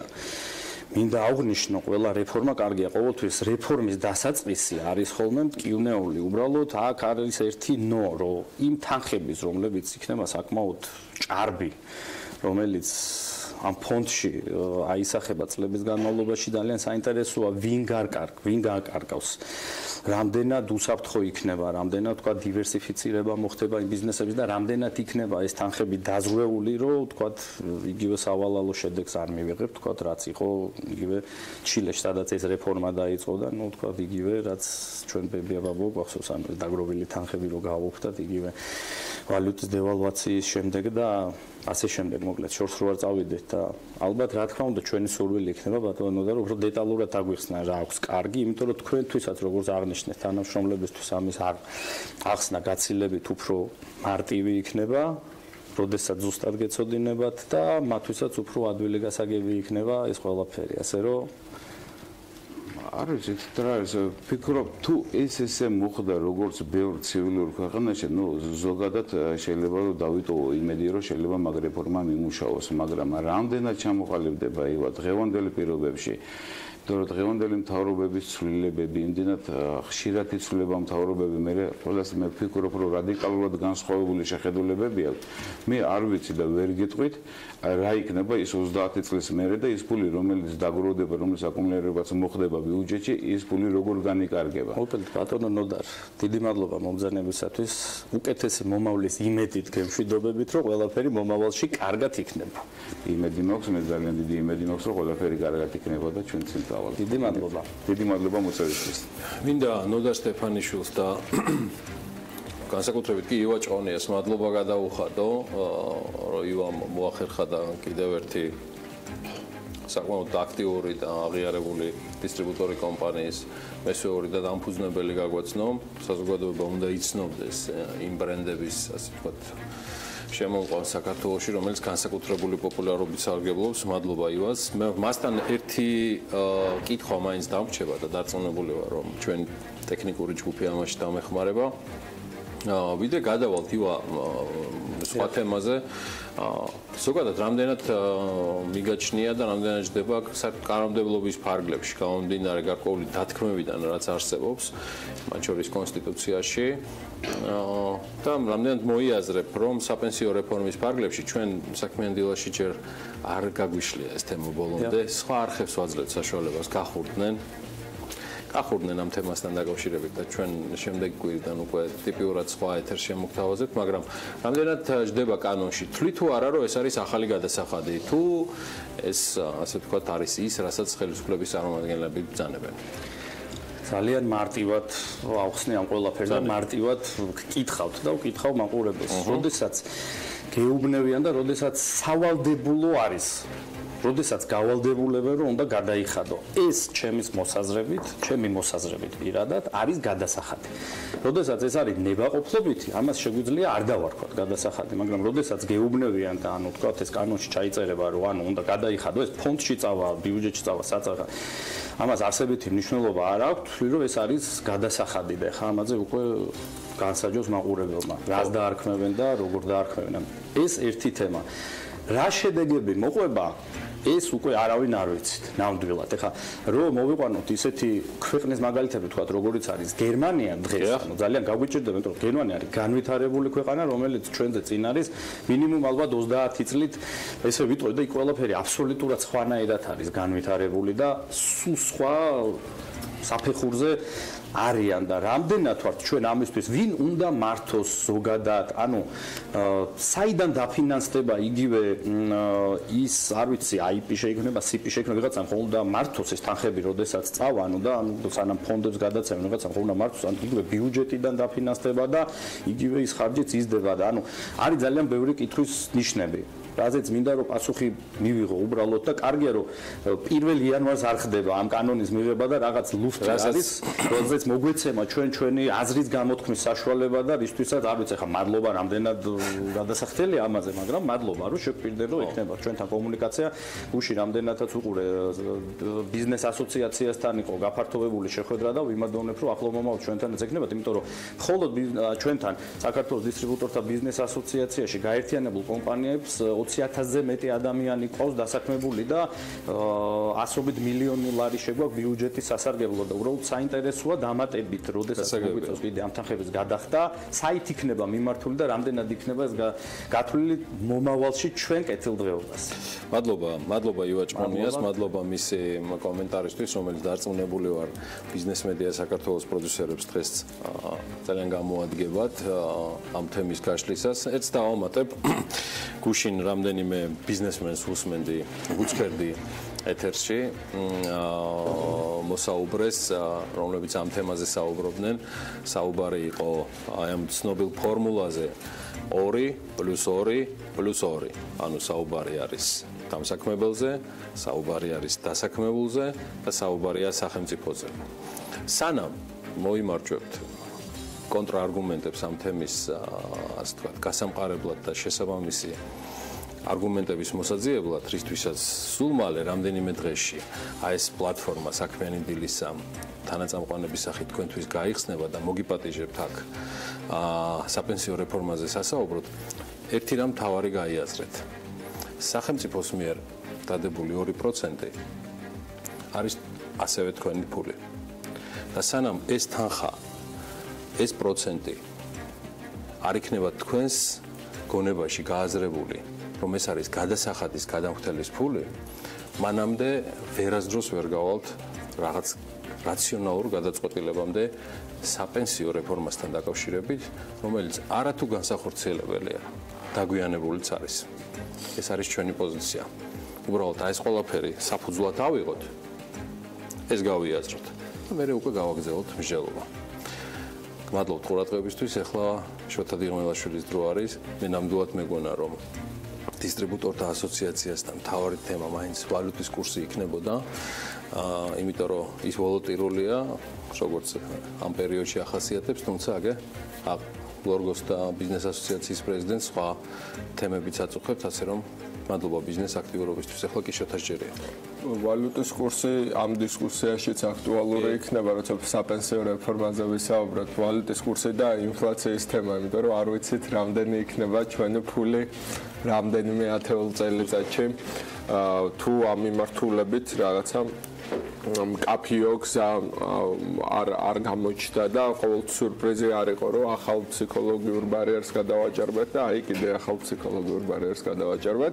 მიუხედავად საერთაშორისო ბირჟებს, ამერიკული დოლარი გამყარებას აგრძელებს სხვა მთავარი ვალუტების მიმართ, მოთხოვნას ამერიკულ ვალუტაზე ზრდის მოლოდინი, რომ ფედერალური სარეზერვო ბანკი დეკემბერში წელს უკვე მესამედ გაზრდის რეფინანსირების განკვეთს. გასულ კვირას საკმაოდ ძლიერი ანგარიშები იყო ამერიკის ინდუსტრიული და მომსახურების სექტორიდან. ინვესტორები ასევე ელოდებიან, როგორ და როდის მორიგდებიან რესპუბლიკელები შეთავაზებულ საგადასახადო რეფორმაზე, რომელიც თუ ამოქმედა 80-იანი წლების შემდეგ ყველაზე მასშტაბური საგადასახადო შემსუბუქება იქნება. დავის საგანი ისაა, რომ არ არსებობს კონსენსუსი, საიდან მოვა ფული, რომელიც ბიუჯეტის დანაკლის აანაზღაურებს საგადასახადო რეფორმის შემთხვევაში. ამერიკაში ამაზე წინასწარ ფიქრობენ ხოლმე.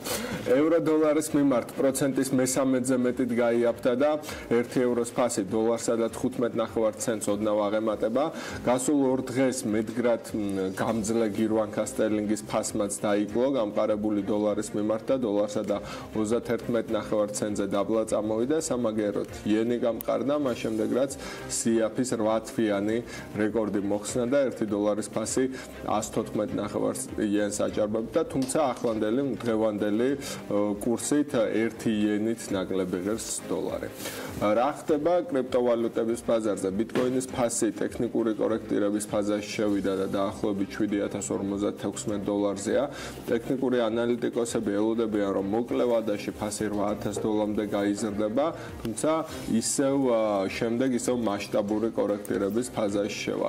გუშინ დაიკლო ბიტკოინების შემდეგ კრიპტოვალუტების მომავალმა 3 ჩემპიონმაც, თუმცა დიდად არა, 0.5%-დან 3.5%-მდე იყო კლება პირველი კრიპტოსავალუტო 4-ეული შემთხვევაში. ეთერიუმი $291-ზეა, ბიტკოინ ქეში $612-ზეა, რიპლი 21.9 ცენტი ღირს. მნიშვნელოვანი 8.5%-იანი ზრდა აჩვენა ლაიტკოინმა, რომლის ფასიც კვლავ გადაცდა $60 და 5.9%-ზე მეტით გაიზარდა.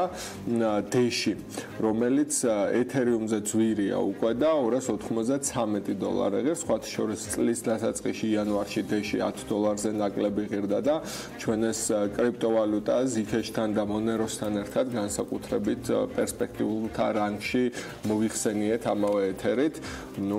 ზრდა უცმაგია ახლა უკვე და კიდევ ერთი გამართლებული პროგნოზი დღეის მდგომარეობით. მადლობა ნეო დიღმელაშვილის მამას. ჩვენთან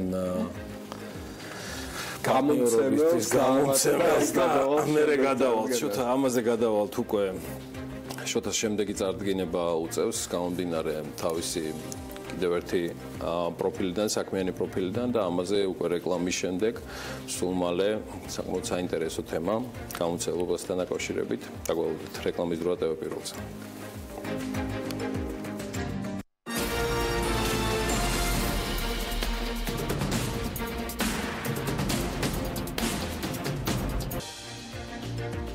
ფრანკფურტის წიგნის ბაზრობის ოფიციალურ გვერდზე საქართველოს საპატიო სტუმრის სტატუსით ოფიციალურად გუშინ წარადგინეს. ფრანკფურტის წიგნის ფესტივალზე სტატუსი საქართველოს ოქტომბერში გადაეცა, თუმცა ვებგვერდზე ოფიციალურად მხოლოდ ახლა გამოქვეყნდა. 2018 წელს წიგნის ყველაზე მასშტაბურ ბაზრობაზე ფაქტობრივად მასპინძელი იქნება საქართველო და ქვეყნის ისტორიას ანბანის მიხედვით მოყვება. ამავდროულად წიგნის ფესტივალს ხვალიდან ექსპო ჯორჯიაში მასპინძლობთ.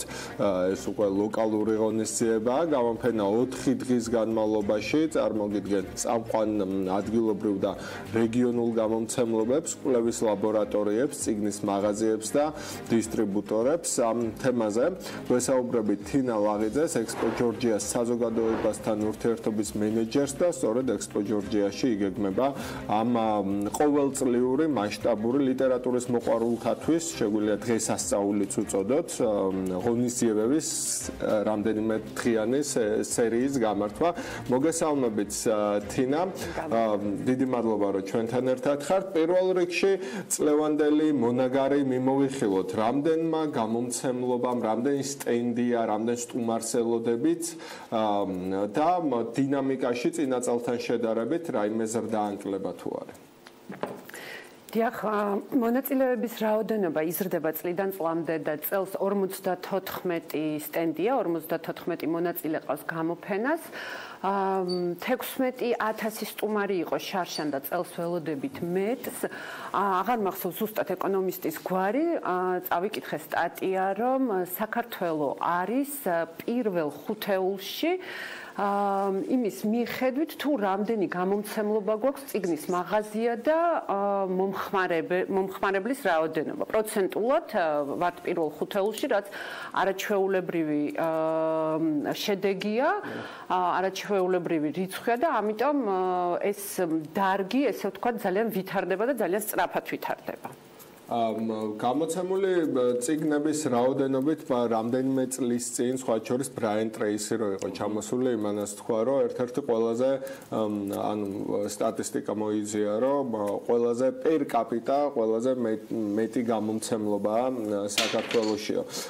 ეს რა თქმა უნდა კარგია, მაგრამ მეორეც მხრივ ისიც გასათვალისწინებელია რომ გამომცემლებს არ აქვთ დალხენილი ცხოვრება წიგნის ფასიდან გამომდინარე. ეხლა იაფად უწევთ გაყიდვა, იმიტომ რომ მოსახლეობაში მსყიდველუნარიანობა არის დაბალი. ეხლა ამ ფონზე გერმანიაშიც იმართება მსოფლიოს ერთ-ერთი უპრესტიჟულესი წიგნის ბაზრობა და საქართველოშიც იმართება და ფასების თვალსაზრისით თქვენ გონიათ რომ ჩვენ გამომცემლებს უწევთ ზედმეტად იაფად გაყიდონ საკუთარი ნაწარმი. იცით რა არის, ნებისმიერ შემთხვევაში ბაზარს უნდა მოერგო. შენ რომ დაადო, ვთქვათ, ისეთი ფასი, რომ ვერავინ ვერ შეიძინოს, რა თქმა უნდა, შენ იძულებული ხარ რაღაცა საშუალო ფასი მოძებნო, იმუშაო, ამაზე გამოიყვანო ის ფასი, რაც შენ მომხმარებელს თუ კი ქართულენოვან გამომცემლობებზეა ლაპარაკი და შენ ბაზარზე სხვა გამოსავალი არ არის. რა თქმა უნდა, ფრანკფურტის და გერმანიას თუ შევადარებთ, ჩვენ გვიწევს გამომცემლებს უწევთ, რა თქმა უნდა, ასეთ კომპრომისს წასვლა. მაგრამ მიუხედავად ამისა, ექსპო ჯორჯიას თბილისის წიგნის დღეებზე გამომცემლები მაინც აკეთებენ შეღავათებს, რომ დამთვალიერებელს კონდეს საშუალება წიგნები შეიძინოს ისეთი საგრძნობი ფასდაკლებით. ექსპო ჯორჯიაზე პრინციპში შეიძლება ჩაითვალოს, რომ აი შესავალშიც ვახსენა, ყოველწლიური დღესასწაულია პილგრიმაჟივით არის უამრავი მკითხველისთვის, რომ მოვიდეს და თუ ყველა წიგნი შეიძინოს თუ არა, დაათვალიეროს მაინც, დაათვალიეროს ახალი გამოცემები. როცა იწყებდით ამ საქმეს, როცა გადაწყვიტეთ, რომ აი მოდი ჩვენთან ექსპო ჯორჯიაში გავაკეთოთ ასეთი ღონისძიებები, ყოველწლიური ღონისძიება. წარმოდგენილი გქონდათ, რომ ესეთი ხალხმრავალი იქნებოდა და რა იყო მაშინ თქვენი мотиваცია ზოგადად, იმიტომ რომ მაშინ საგამომცემლო ბიზნესი, მართალია სასკოლო წიგნებს უშვებდნენ, უფრო შემოსავლის მეტი წყარო ჰქონდათ, მაგრამ დალხენილი არ იყო, მაინც რისკიანი ამბავია, უფრო რაღაცა სოციალური, რაღაც კულტურული მნიშვნელობა უფრო ჰქონდა ალბათ, ვიდრე ბიზნეს მნიშვნელობა. რა იყო თქვენი мотиваცია, როცა დაიწყეთ ექსპო ჯორჯიაში წიგნის ბაზრობის მოწყობა. Ну, რა თქმა უნდა, პირველ რიგში мотивация იყო ის, რომ აგვემაღლებინა თვითონ მკითხველთა დონე და ჩვენ გვჯეროდა, რომ ეს იქნება წარმატებული და ხალხმრავალი. 96 წლიდან ექსპო ჯორჯიაში ტარდება ეს გამოფენა და თქვენ გახსოვთ 90-იანი წლები როგორი რთული იყო, მაგრამ მიუხედავად ამისა, ვერ ვიტყვით, რომ რომელიმე ბაზრობა, რომელიმე გამოფენა ჩავარდა, პირიქით, სულ და რა თქმა უნდა, ჩვენ გვჯეროდა ამისი ხედავდით და ეს მაინც სულ ქონდა აღმავლობა. ამიტომ ამან მოგცა იმის საფუძველი, რომ წარმოგვედგინა ზრდაში, რომ ეს იქნება მართლაც ესეთი მასშტაბური და დიდი გამოფენა, ერთ-ერთი ყველაზე ხალხმრავალი და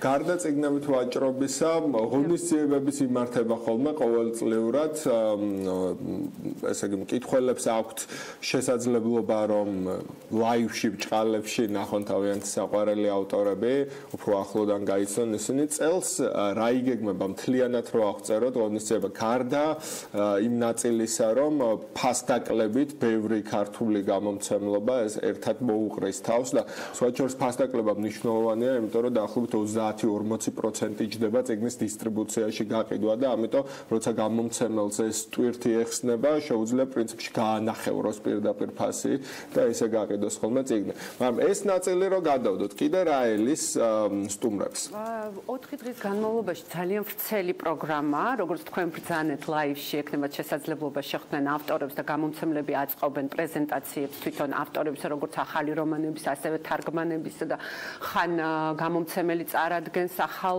ნაწარმოებს, ხან კიდევ თარგმანი ან ავტორი. გარდა ამისა, საინტერესოა თქვენ ბრძანეთ ფრანკფურტის ბაზრობის შესახებ და 9-ში 12 საათზე იქნება პრეზენტაცია ქართული ეროვნული წიგნის მიერ ჩატარებული. იქნება პრეზენტაცია, რა არის უკვე გაკეთებული, რა ელოდებიან, როგორ ჩატარდება ყველაფერი, რა ეტაპზეა მზადება ფრანკფურტის ბაზრობისთვის. აგრეთვე ჩვენ მოვიფიქრეთ ესეთი აქცია, როგორც არის გავცვალოთ წიგნები, ამაში მონაწილეობენ როგორც დამთვალიერებლები, ასევე გამომცემლები. გამომცემლები, ასე ვთქვათ, უმძღვარებენ რაღაც განმარტებას წიგნს და დამთვალიერებელსაც მოაქვს თავისი წიგნი და ეს იცვლება, იდება დახლებზე და ამის მიხედვით იძენს დამთვალიერებელი. უნდა აღვნიშნოთ, რომ წიგნის დღეების ფარგლებში არის წიგნის ხელოვნების ფესტივალის გახსნა, რომელსაც აქვს თავისი ქვე 4 დიდი ღონისძიება. ეს არის 14 ქართველი, 19 პოლონელი ილუსტრატორის გამოფენები მე-5 და მე-6 პავილიონში. აგრეთვე წიგნის პრეზენტაციები, ჩამოდის პოლონელი ძალიან ცნობილი დიზაინერი წიგნი, რომელსაც ექნება პრეზენტაცია. აგრეთვე უნდა აღვნიშნოთ, რომ ბავშვებისთვის არის წელს ძალიან ვრცელი პროგრამა, როგორც საქართველოს ეროვნული მუზეუმი წარადგენს აქტივობებს, ასევე კომპანია ლიტერატო, ეს არის აზროვნების აკადემია და მას აქვს არაჩვეულებრივი პროგრამა მოზარდებთან, ხან სელინჯერს განიხილავენ და იმას, რაც მაგალითად დასავლეთის სკოლებში პროგრამულია და აქ კიდე ასწავლიან, როგორ ანალიტიკურად როგორ მიუდგნენ ნაწარმოებს. აგრეთვე სასიამოვნოა, რომ 12 წლის ავტორი გვყავს მოწვეული ელენე ჯიჯიაშვილი, რომელიც აგრეთვე მოყვება თავის ახალ ნაწარმოებზე, რომელიც მან გააკეთა და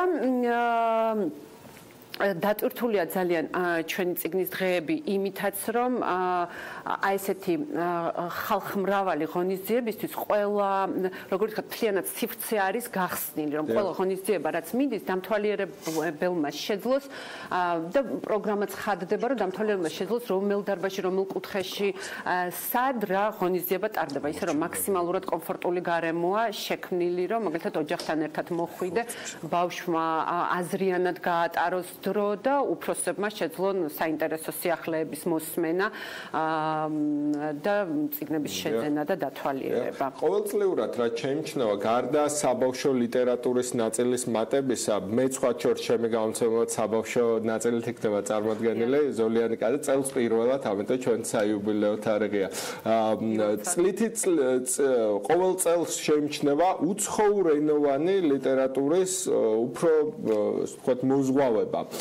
ეს რისი ბრალია ხა არ ვიცი თქვენ აკეთებთ თუ არა შიდა კვლევებს თუ იმატებს არაქართულენოვანი არაქართველი სტუმრების რიცხვი ფესტივალებზე ექსპატები დადიან ანუ ეს შეიმჩნევა სხვადასხვა უცხოური პრესტიჟული უცხოური გამომცემლების წიგნები რომ მეტი და მეტი შემოაქვთ გამომცემლებს ლოკალური ინტერესი იმატებს უცხოენოვანი დედნების კითხვისადმი თუ უცხოელი მოდიან უცხოელი მკითხველები თუ ეს ორივე ერთად ხდება იცით ეს ორივე ერთად ხდება ეს ძალიან მჭიდრო კავშირშია ერთმანეთთან რაც აღნიშნეთ რომ ძალიან ბევრი მაგალითად როგორც ახალი ასევე კლასიკური ქართული ავტორების თარგმანები, აი რასაც სხვათა შორის ქართული ეროვნული წიგნის ცენტრი უძღვება და ამ პრეზენტაციის ერთ-ერთი ნაწილია ბოლო წლების განმავლობაში რამხელა რაოდენობა ქართული ავტორების ითარგმნა უცხოურ ენებს. ეს თავისთავად ზრდის უკვე უცხოელი მკითხველის ინტერესს, რომ მოვიდეს აქ ექსპო ჯორჯიაში და ნახოს კიდევ რა შეიძლება შეიძინოს. მაგალითად, რამდენიმე გამომცემლობაა, რომელიც ბოლო წლების განმავლობაში ბილინგვალურ წიგნებს უშვებს. ეს მნიშვნელოვანია ძალიან როგორც ქართველი ავტორებისთვის, ასევე უცხოელი მკითხველისთვის და კიდევ როგორც თქვენ ბრძანეთ, ნამდვილად იმატებს წლიდან წლამდე უცხოელი დამთვალიერებელი, იმიტომ რომ ბესტსელერები რაც არის, მე ვერ ვიტყვი რომ რაღაცა ისეთი მეცნიერული და დოკუმენტური პროზა შემოდის ჩვენთან უცხოურ ენაზე, ბევრი და დიდი არჩევანია, მაგრამ სამხატვრო ლიტერატურაში რაც არის ესეთი ბესტსელერები, თავისუფლად შეგიძლია აქ შეიძინო, ну ალბათ რაღაც 30-25%. და მიწურულს ინტერესს მიწურულს სამომავლო გეგმებზე მინდა კითხოთ როგორ წარმოგიდგენიათ ამ წიგნის ბაზრობის განვითარება რა საგამომცემლო ბაზარიც ვითარდება მსხვილდებიან ქსელები ან გადიან ბაზრიდან მოკლედ მიდის საბაზრო პროცესები და ამის ნაწილია რა თქმა უნდა წიგნის დღეებიც როგორ წარმოგიდგენიათ მომავალი ამ ფესტივალის იცით მე რაღაცა პროფესიულ პასუხს ვერ გაგცემთ ამაზე, მხოლოდ ჩემი აზრი შემიძლია მოგახსენოთ, ჩემი დაკვირვებით და ილუსტრატორების დაკვირვებით, წიგნის დიზაინის გამომცემლების დაკვირვებით, ეგეთი აზრი არის, რომ რადგან ჩვენ ხო ვერ გავმიჯნავთ გამომცემლობებს და მაგალითად ციფრულ დიგიტალ გამომცემლებს, რომლებიც ახლა სულ შემოდის და ძალიან მკვიდრდება. და ამასთან დაკავშირებით ძალიან საინტერესო ტენდენცია შეინიშნება, რომ თვითონ წიგნის დიზაინს როგორ არის შექმნილი ძალიან დიდი მნიშვნელობა ეძღვნება და ჩვენ გამოფენაზე ესე ძალიან თვალნათელია, რომ აი ილუსტრაცია, ფურცელი ქაღალდი დიზაინი, შრიფტ ყველაფერს აქვს ძალიან დიდი მნიშვნელობა და მე ვფიქრობ, რომ ერთ-ერთი ესეთი მხატვრული მხარე გამომცემლების ის იქნება, რომ ამას მიაქცევენ ძალიან დიდ ყურადღებას და აი თვითონ წიგნი გახდება ხელოვნების ნიმუში. აქეთკენ წავა, იმიტომ რომ ინფორმაცია შეგიძლია ელექტრონულადაც მიიღო და ეს წიგნის სიამოვნება რაც არის აი ეგ წავა იმისკენ რომ წიგნი იქნება უფრო ხარისხიანი ეს ნამდვილად შემიძლია მოგახსენოთ. კი, ხო, ამას ადასტურებს ის ფაქტიც რომ სალიტერატურო პრემიებს დაემატა ეს ნაწილიც, დიზაინის ნაწილიც უკვე ყველაზე მსხვილ ასე ვთქვათ პრემიებს რაც გვაქვს საქართველოში და ამის მანიშნებელია. უღრმესი მადლობა ჩვენთან სტუმრობისთვის, გისურვებთ წარმატებით ჩაატაროთ ღონისძიება წელსაც. პრინციპი შაბათ-კვირას მეც დახთავიჯდები ალბათ და თქვენთან ერთად შევხედავ და შევაფასებ როგორ მიდის წიგნის დღეები წელს. ჩვენ უკვე რეკლამაზე უნდა გავიდეთ და დაგიბრუნდებით საინტერესო თემებით. უღრმესი მადლობა დროებით.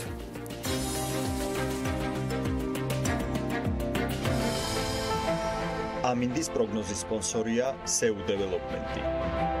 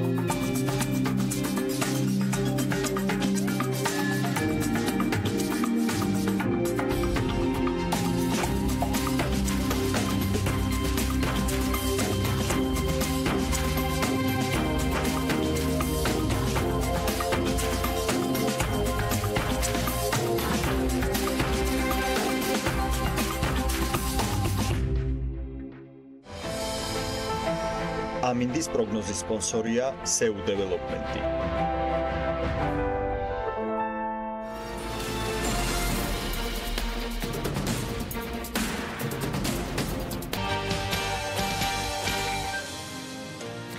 საქართველოს ბიზნეს ასოციაციაში საფინანსო კომიტეტის სხდომის ფარგლებში საპენსიო რეფორმის კანონის პროექტის განხილვა შედგა. სამუშაოს შეხვედრას ასოციაციის წევრების გარდა ეკონომიკისა და მდგრადი განვითარების მინისტრის მოადგილეც ესწრებოდა. მასთან ერთად იყო ფინანსთა მინისტრის მოადგილე ნიკოლოზ გაგუა და ეროვნული ბანკის ვიცე-პრეზიდენტი არჩილ მესტვირიშვილი. სხდომაზე ბიზნეს ასოციაციის წევრებმა პროექტის ავტორებს ის მოსაზრებები გააცნეს, რომელიც საპენსიო რეფორმასთან დაკავშირებით აქვთ. კომიტეტზე გამართული დისკუსიის საფუძველზე ბიზნეს ასოციაცია შეჯერებულ კომენტარებს მიეწვის ხელისუფლებას, რა თქმა უნდა, გაკეთდა მედიისთვის ეს კომენტარები, მათ ნაწილს ჩვენ საქმის კურსშიც გავეცანით და საქმიანი დილის ეთერშიც, თუმცა საუბრის სრულობის ეს კიდევ ერთხელ გადავხედავთ იმ პოზიციებს, რომელიც გუშინდელი სხდომის შემდეგ უკვე მედიისთვის იყო დაფიქსირებული. დღეს კი მასპინძლობ ფლაშაპ ზარაშვილს, საქართველოს ბიზნეს ასოციაციის საფინანსო კომიტეტის თავმჯდომარის მოადგილეს და სანამ შეჯერებული რეკომენდაციები იქნება, საქმიანი დილის სტუდიაში განვიხილავთ იმ პოზიციებს, რომელიც გუშინ იყო ამ სხდომაზე გამოთქმული. მოგესალმებით, მადლობა. ქართული ოფისის შეფს, რომელიც ძალიან ხშირად ყოფილა ჩვენთან. მადლობა ლაშა. მოგესალმებით. დროისთვის დიდი მადლობა. კი დავიჩემეთ დღეს საუბრისას, რომ საპენსიო თემას დიდად არ განვავრცობდით, მაგრამ მაინც ვერ ავწდით დუღილს. უფრო შემდეგი კვირისკენ გავხურდებით დეტალებში, თუმცა ფაქტია, რომ გარკვეული სტატუს კვო ასოციაციამ და თქვენმა კომიტეტმა გუშინ დააყენა. ეს იყო შენიშვნები, ეს იყო მანამდე გადაცემული კომენტარები, რაზეც მუშაობდით და ეს იყო პასუხი, რომელიც თქვენ მიიღეთ გუშინ მთავრობის და რეგულატორების მხრიდან. რო შევაჯამოთ, რა ეტაპზე ვართ ამჟამად თქვენი პოზიციებიდან გამომდინარე? პირველ რიგში არ შემიძლია არ აღვნიშნო ის მზაობა, რაც იგრძნობა მთავრობის მხრიდან, რომ მაქსიმალურად ჩართოს კერძო სექტორი ამ პროცესში. ეს იყო მესამე შეხვედრა და ჩვენ სასიამოვნოდ გაკურებულები დავრჩით, რომ წინა ორი შეხვედრის დროს ჩვენი გამოთქმული შენიშვნები და კომენტარები მაქსიმალურად იყო უკვე ასახული იმ პროექტში, რომელიც დღეს არის და სავარაუდოდ შეიძლება წარედგინოს პარლამენტს წლის ბოლომდე. თუმცა იმედი გვაქვს, რომ ჩვენი გამოთქმული შენიშვნები გუშინდელი ასევე აისახება და შეცვლილი ფორმით უკვე წარედგინება პარლამენტს. ასევე მინდა მადლობა გადაუხადო ბიზნეს ასოციაციას, რადგან ძალიან დიდი შრომა გაწია ამ ორგანიზაციამ და შეჯერებული პოზიციები მიეწოდა როგორც კერძო სექტორის, ასევე ჩვეულებრივი მოქალაქეების ინტერესების დასაცავად. გუშინ საკმაოდ შინაარსიანი შეხვედრა იყო. ძირითადად სამი საკითხი გამოიკვეთა, რაზეც გაიმართა დისკუსია. სამი პრიორიტეტული საკითხი. პირველ რიგში ჩვენ ვისაუბრეთ საინვესტიციო საბჭოს შემადგენლობაზე. ვინ არის ეს ხალხი, როგორ მოხდება მათი შერჩევა და მათ დამოუკიდებლობაზე. მოგეხსენებათ, საინვესტიციო საბჭო შედგება 5 წევრისაგან, რომელსაც დაამტკიცებს პარლამენტი. პლუს ამას შეიქმნება სამეთვალყურეო საბჭო, სადაც შევა ამ საინვესტიციო საბჭოს თავმჯდომარე, ეკონომიკისა და მდგრადი განვითარების მინისტრი, ფინანსთა მინისტრი და შრომისა და სოციალური დაცვის მინისტრი. ეს ყველაფერი გარკვეულ კითხვის ნიშნებს აჩენს, რამდენად ძალუც ამის ფონზე საინვესტიციო საბჭოს იყოს დამოუკიდებელი. შესაბამისად ამაზე ქონა გარკვეული კითხვები. მივიღეთ პასუხებიც და ამ მიმართულებით გავაგზავნოთ მუშაობას. ჩვენ გვჯერა, რომ მთავრობა გულწრფელად მონდომებულია, რომ საბჭო იყოს დამოუკიდებელი, თუმცა ჩვენ გვსურს საკანონმდებლო დონეზე შეიქმნას ესეთი გარანტიები, რომელიც ნებისმიერი მთავრობის პირობებში ამ დამოუკიდებლობის ხარეს უზრუნველყოფს. ეს იყო ერთი მნიშვნელოვანი მიმართულება.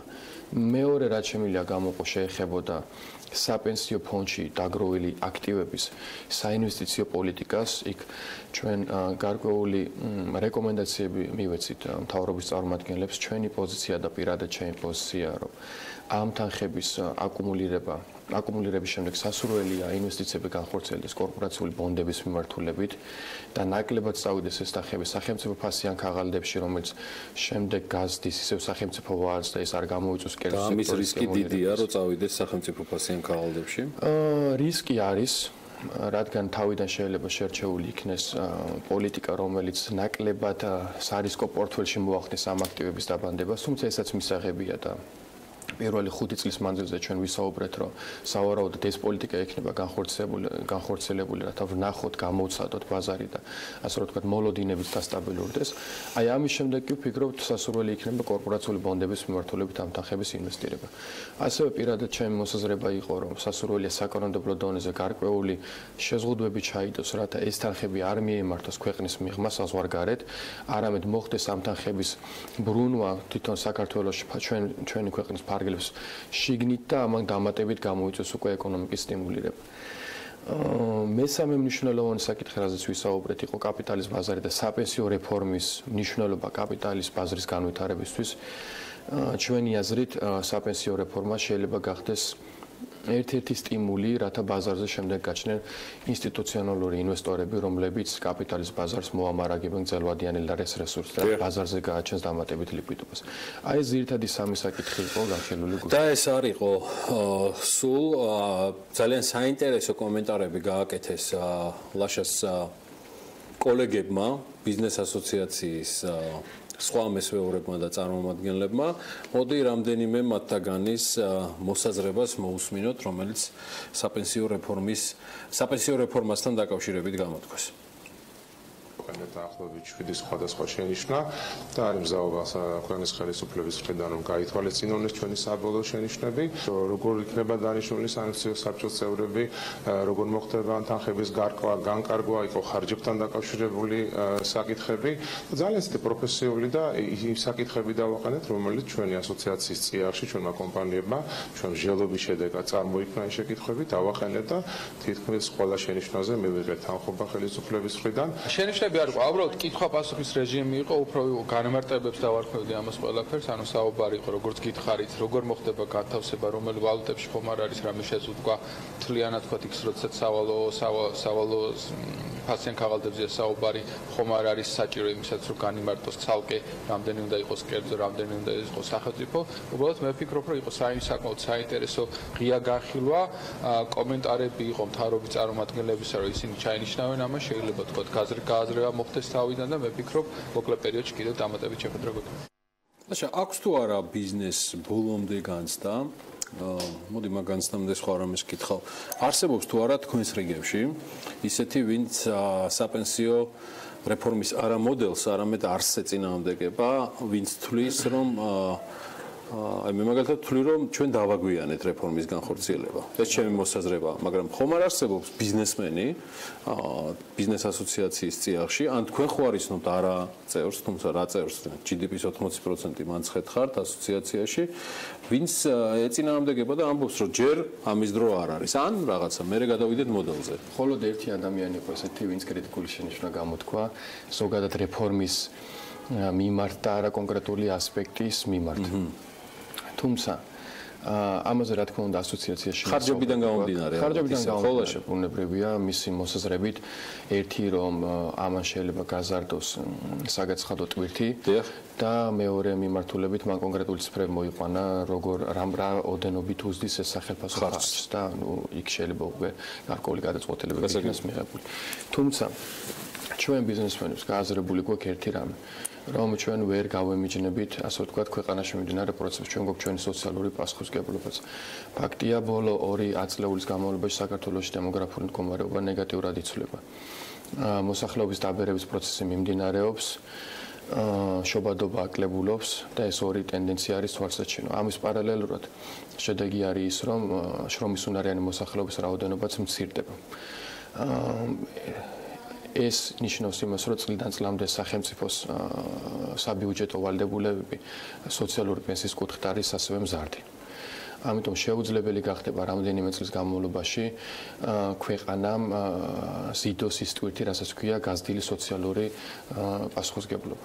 ჩვენ ვერ შევძლებთ პენსიონერებს შევქმნათ ღირსეული სიბერე თუ არ განვახორციელებთ ამ რეფორმაზე აბსოლუტურად გეთანხმებით, რომ დაგვიანებულიც კი არის ეს რეფორმა. ანუ თუ სწორად გაიგეთ თქვენ თვლით რომ მაგალითად 10 წელიწადში თუ ასე გაგრძელდა და არა მხოლოდ დემოგრაფიული ნაწილი, არამედ ეკონომიკაც სახელმწიფოს გაუჭირდება ელემენტარულად პენსიების დაფინანსება, სწორად გაიგეთ? გაუჭირდება იმ დონეზე დაფინანსება, რა დონეზეც რაც ნიშნავს ადეკვატური ღირსეულანაზროვი. რა თქმა უნდა. იმიტომ რომ სახელმწიფოს მოუწევს მიიღოს გადაწყვეტილება და გადაალაგოს საბიუჯეტო პოლიტიკა და პრიორიტეტებმაში. ან ძირითადად თანხები უნდა მიემართოს სოციალური პენსიის მიმართულებით, ან იმ მიმართულებით, რომელიც გამოიწვევს დამატებით სამუშაო ადგილების შექმნას, განვითარებას, ინფრასტრუქტურულ პროექტებში თანხების მოზიდვას, ჩადებას და ასე შემდეგ. ამიტომ ჩვენ ვფიქრობთ, რომ ეს რეფორმა არის აუცილებელი, აქ არ შეიძლება განხილვები მიმდინარეობდეს, საპენსიო რეფორმა უნდა შედგეს თუ არა. აქ ჩვენ შეიძლება ვისაუბროთ რა ფორმით და როგორ უნდა შედგეს, თუმცა მართლაც დაგვიანებულია. გასათვალისწინებელია, რომ ამ რეფორმის პირველი შედეგები მხოლოდ რამდენიმე წლის შემდეგ გახდება თვალსაჩინო, ამიტომ აუცილებელია, რომ აღარ მოხდეს ამის გადადება და შეჯერებული ფორმით უკვე წლის ბოლომდე პარლამენტში. დობის მომენტიც მან ძალიან დიდია. თითო კითხვა დაასვით და იმიტომ რომ მე როგორ გავიწერე. სავალდებულობის ნაწილი და 40 წლიანი ზღვარი, როცა ვსაუბრობთ უახლოეს პერიოდზე, როდესაც დემოგრაფიული თქვა პროცესები იქონიებს გავლენას. ზუსტად მე შეგამწრე 25 წელი მინიმუმ ამ ადამიანებს არ ექნებათ არანაირი დანაზოგი და რეალურად წნეხი მაინც ამ პერიოდის განმავლობაში იქნება საკმაოდ დიდი სახელმწიფოს ხარჯებზე და სავალდებულობა და რამდენად შეიძლება და ყოფილიყო ალტერნატივად კერძო სადაზღვო საპენსიო ფონდები, თქვა უკეთესი გამოსავალი ან შესაძლოა უკეთესი ვარიანტი იმისათვის, რომ უფრო მეტი სტიმული ყოფილიყო და თქვა წნეხი რაც არსებობს სახელმწიფოზე, დამსაქმებელზე არ ყოფილიყო ასეთი და პრობლემური ზოგადად. ან თვითონ გაეკეთებინათ არჩევანი. კარგით, რამდენიმე მიმართულებით კავშირით. პირველ რიგში ვიტყვი იმას, რომ საბაზისო პენსია არ უქმდება, საბაზისო პენსია დარჩება. რაც შეეხება გრძელვადიან პერიოდს, ეს გარდაუვალია, იმიტომ რომ სამწუხაროდ რომ დაგვეწყო 90-იან წლებში, როცა იყო პირველი მცდელობა, შემდეგ იყო 2011 წელს მეორე მცდელობა, შეიძლება რამდენიმე წელი მოგებული ქონოდა, მაგრამ სამწუხაროდ ვიწყებთ ახლა. და ამიტომ ეს პერიოდი, რომელიც რამდენიმე ათეული წელს მოიცავს, ეს პერიოდი სავალდებულად უნდა დავიცადოთ და წეგანაც აღვნიშნეთ, რომ ეს ვერ იქნება მალე ეფექტის მომტანი. ხომ არ ჯობდა კერძო საპენსიო ფონდი. მე ვფიქრობ, რომ არა. რომ არა სავალდებულო ასპექტი, ალბათ ვერ შეექმნებოდეს კრიტიკული მასა მოსახლეობიდან, რომელიც თქვა ამ მიმართულებით დაიწყებოდა დაგროვებას. რადგან ალბათ ჩვენ მენტალობაში ზის, რომ ცოტა რთულია გახედვა რა მოხდება 20 და 25 წლის მერე ჩვენ ოპტიმისტი ხალხი ვარ და გონია, რომ ყველას გვექნება უზრუნველყოფილი სიბერი. ამიტომ აუცილებელია სავალდებულობის ასპექტი. და ერთი თვალს. პატარა რაღაც დავამატებულ. აპელირება იმაზე, ჩვენ ბიზნესმენები ვართ, მეც კომპანიას წარმოვადგენ, ბუნებრივია, თუმცა აპელირება იმაზე, რომ ეს არის გაზრდილი საგაცხადო ტვირთი, მე ვფიქრობ, რომ ხელოვნური, იმიტომ რომ კიდევ ერთხელ აქ არის ორი მომენტი. ერთი სოციალური პასუხისმგებლობა, მეორე ჩვენ ქვეყანაში არის საკმაოდ მისაღები საგაცხადო რეჟიმი და საგაცხადო პროცენტები. ძალიან მარტივად თურქეთში არის 99% შემოსავლო გადასახადი, აზერბაიჯანში 25%-ამდე, სომხეთში 36% ჩვენთან. საშუალო ხელფასი თურქეთში რამდენია? ნუ ეს ამას რა თქმა უნდა საშუალო ხელფასი ერთია, მაგრამ საშემოსავლო გადასახადია საუბარი. ჩვენთან 20% და 2% არის დაუბეგრავი გადასახადი. ანუ რეალურად ჩვენ 1.6%-ს გადახდა გვიწევს, რაც გაზვიადებული იქნება რომელიმე ბიზნესმენმა, რომ ამაზე აპელირება დაეწყოს. ეს არის დიდი თვე. თუმცა აი ბიზნესმენების მიმართ კრიტიკა იყო, რომ ლაპტოპი ქვეყნების რიცხვს მივეკუთვნებით, სადაც ბიზნეს გადასახადებს უზრდიან და ბიზნესს მოსწონთო. ბიზნესმენებს ეგ მოსწონთო. შემდგომი კომენტარებიდან თუ იმშელობ და ამ ნაწილში ანუ საუბარი არ არის იმაზე, რომ სიტყვაზე სავალდებულო შეიძლება იყოს, მაგრამ ამ სავალდებულოში არ იყოს სახელმწიფოს კონტრიბუცია. ამ საკითხს თქვენ როგორ უყურებთ, რომ სახელმწიფოც არ იყოს შემტან. თქვენ სწორად ბრძანდებით დემოგრაფიულ მდგომარეობაზე, როცა საუბრობთ, მაგრამ შობადობა დემოგრაფიაში ჩვენი მთავარი პრობლემა არ არის. 2.1 გვაქვს კოეფიციენტი შობადობის, რაც ევროპაში ერთ-ერთი ყველაზე დიდია, მაგრამ მოსახლეობა იკლებს და ეს არის ემიგრაციის ბრალი. ანუ სახელმწიფოს ის ხალხი არ აწვება, სხვა სახელმწიფოს აწვება ის ხალხი. მოსახლეობა იმიტომ იკლებს, რომ მიდიან და არა იმიტომ, რომ შობადობა გვაქვს, თქვათ, განსაკუთრებით დაბალი პირიქით ბოლო წლებში სხვა თქვათ მოწოდებების და სახელმწიფო პოლიტიკის ამის ხალხის მოტივირებისთვის მიმართულებით, ამან რეალური შედეგი იქონია. ამას გაეროს მოსახლეობის ფონდიც ადასტურებს. ანუ უშუალოდ სახელმწიფო კონტრიბუციაზე გეკითხებით, მოდელზე ვისაუბროთ, იმიტომ რომ ჩვენთვის აქ ჯდომებისთვის არ ვიცი, ყველა ალბათ შევთანხმდებით იმაზე, რომ ეს პენსია აუცილებელია, ეს რეფორმა ეხლა უკვე დაგვიანებულია, როგორც გიორგიმ თქვა.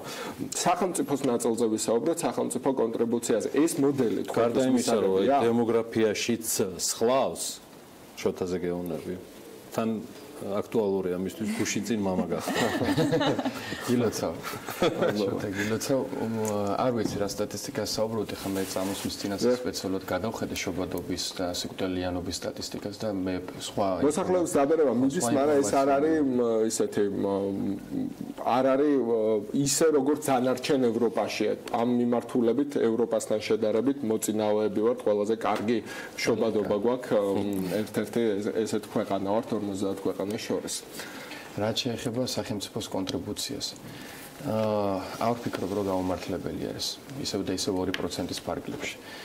ეს სამი სვეტი, რაც შემოთავაზებულ მოდელში არის, ერთი როცა დასაქმებული იხდის თავისი ხელფასთან 2%-ს, მეორე დამსაქმებელი ურიცხავს და მესამე სახელმწიფო ქმნის იმ 6%-ს, რომელიც ასე ვთქვათ, არც ცოტა არის და არც ბევრია. 6% სხვა ქვეყნებთან შედარებით, სადაც ესე დაგროვებითი საპენსიო სქემა მუშაობს, ერთ-ერთი ყველაზე პატარა მაჩვენებელია. რომ არის 6% გაგვიჭირდება გარკვეული პერიოდის განმავლობაში ადამიანს კონდეს მოგროვებული ის დანაზოგი, რომელიც შემდეგ მართლა უზრუნველყოფს მას, რომ მინიმალურად ადეკვატურად იცხოვროს. ეს 6% რო შემდგარიყო, აი 3% იხდიდეს სიტყვაზე დამსაქმებელი, სახელმწიფო რო ამოვაგდოთ 3% იხდის დამსაქმებელი და 3% დასაქმებული. ეს ბიზნეს ძალიან დაუმძიმებდა საგადასახადო ტვირთს. გააჩნია ბიზნესი, იმიტომ რომ ეხლაც კი საშუალო ზომის კომპანიები და მცირე მეწარმეები აპელირებენ იმაზე, რომ ეს არის გადასახადის ზრდა, რომ ამან შეიძლება გამოიწვიოს დასაქმებულთა რაოდენობის შემცირება ან მიმდინარე ხელფასის შემცირება. და ბუნებრივია გარკვეული რისკები არის და ამას უნდა გაუსწოროთ თვალშისამოსად. მე ვფიქრობ, რომ ამ შემთხვევაში ეს ადეკვატური შემოთავაზება 2% და რეალურად გადარიცხული 1.6% არ წარმოადგენს დიდ საგაცხადოს. აი ამის შემდეგ შეიძლება და გამოეწვია უფრო მეტი, ასე რომ ვთქვათ, ნეგატიური ფონი, რაც ხელს შეუშლიდა ამ რეფორმის უმტკივნეულად განხორციელებას. და ერთს დავამატებთ თქვენ ბრძანეთ რომ ბიზნესმენებს უხარათ, არ გვიხარია, თუმცა კიდევ ერთხელ ვამბობ, რომ პასუხისგებლიანი ბიზნესმენი გარკვეულ ცვლილებებს, რომლებიც სასიკეთოდ არის საზოგადოებისაკენ მიმართული, უნდა შეხვდეს, ასე რომ ვთქვათ, მხარდაჭერი ლოზუნგი და ჩვენ უნდა დაუჭიროთ ამას ყველა მხარე. არა მარტო ჩვენ, არამედ დასაქმებულება, არამედ დამსაქმებულება, თქვენ ჟურნალისტებმა, იმიტომ რომ არ არსებობს რეფორმა გარკვეული მტკივნეული ასპექტების გარეშე. არავის არ უხარათ, თუნდაც 1% ზედმეტს გადახდა, მაგრამ ეს საჭიროა. საჭიროა ქვეყნის. მაგაზე მოდი კიდე გავაგრძელოთ საუბარი. ამით დღეს დავამთავროთ, ახლა კონცერტ შემოგვივარდება ლაღიძე უკვე ქალების ნარატივი წება და სხვა თემაში გადაგვიყვანს. ოღონდ ერთი დათქმით, რომ ის 2% სახელმწიფო რო ახსენე ლაშა. აბსოლუტურად გეთანხმები, ოღონდ ის 2%-იც ლაშა, გიორგი, ანა და შოთაა. ანუ სახელმწიფოს დადებული 2%-ით ჩვენა ვართ.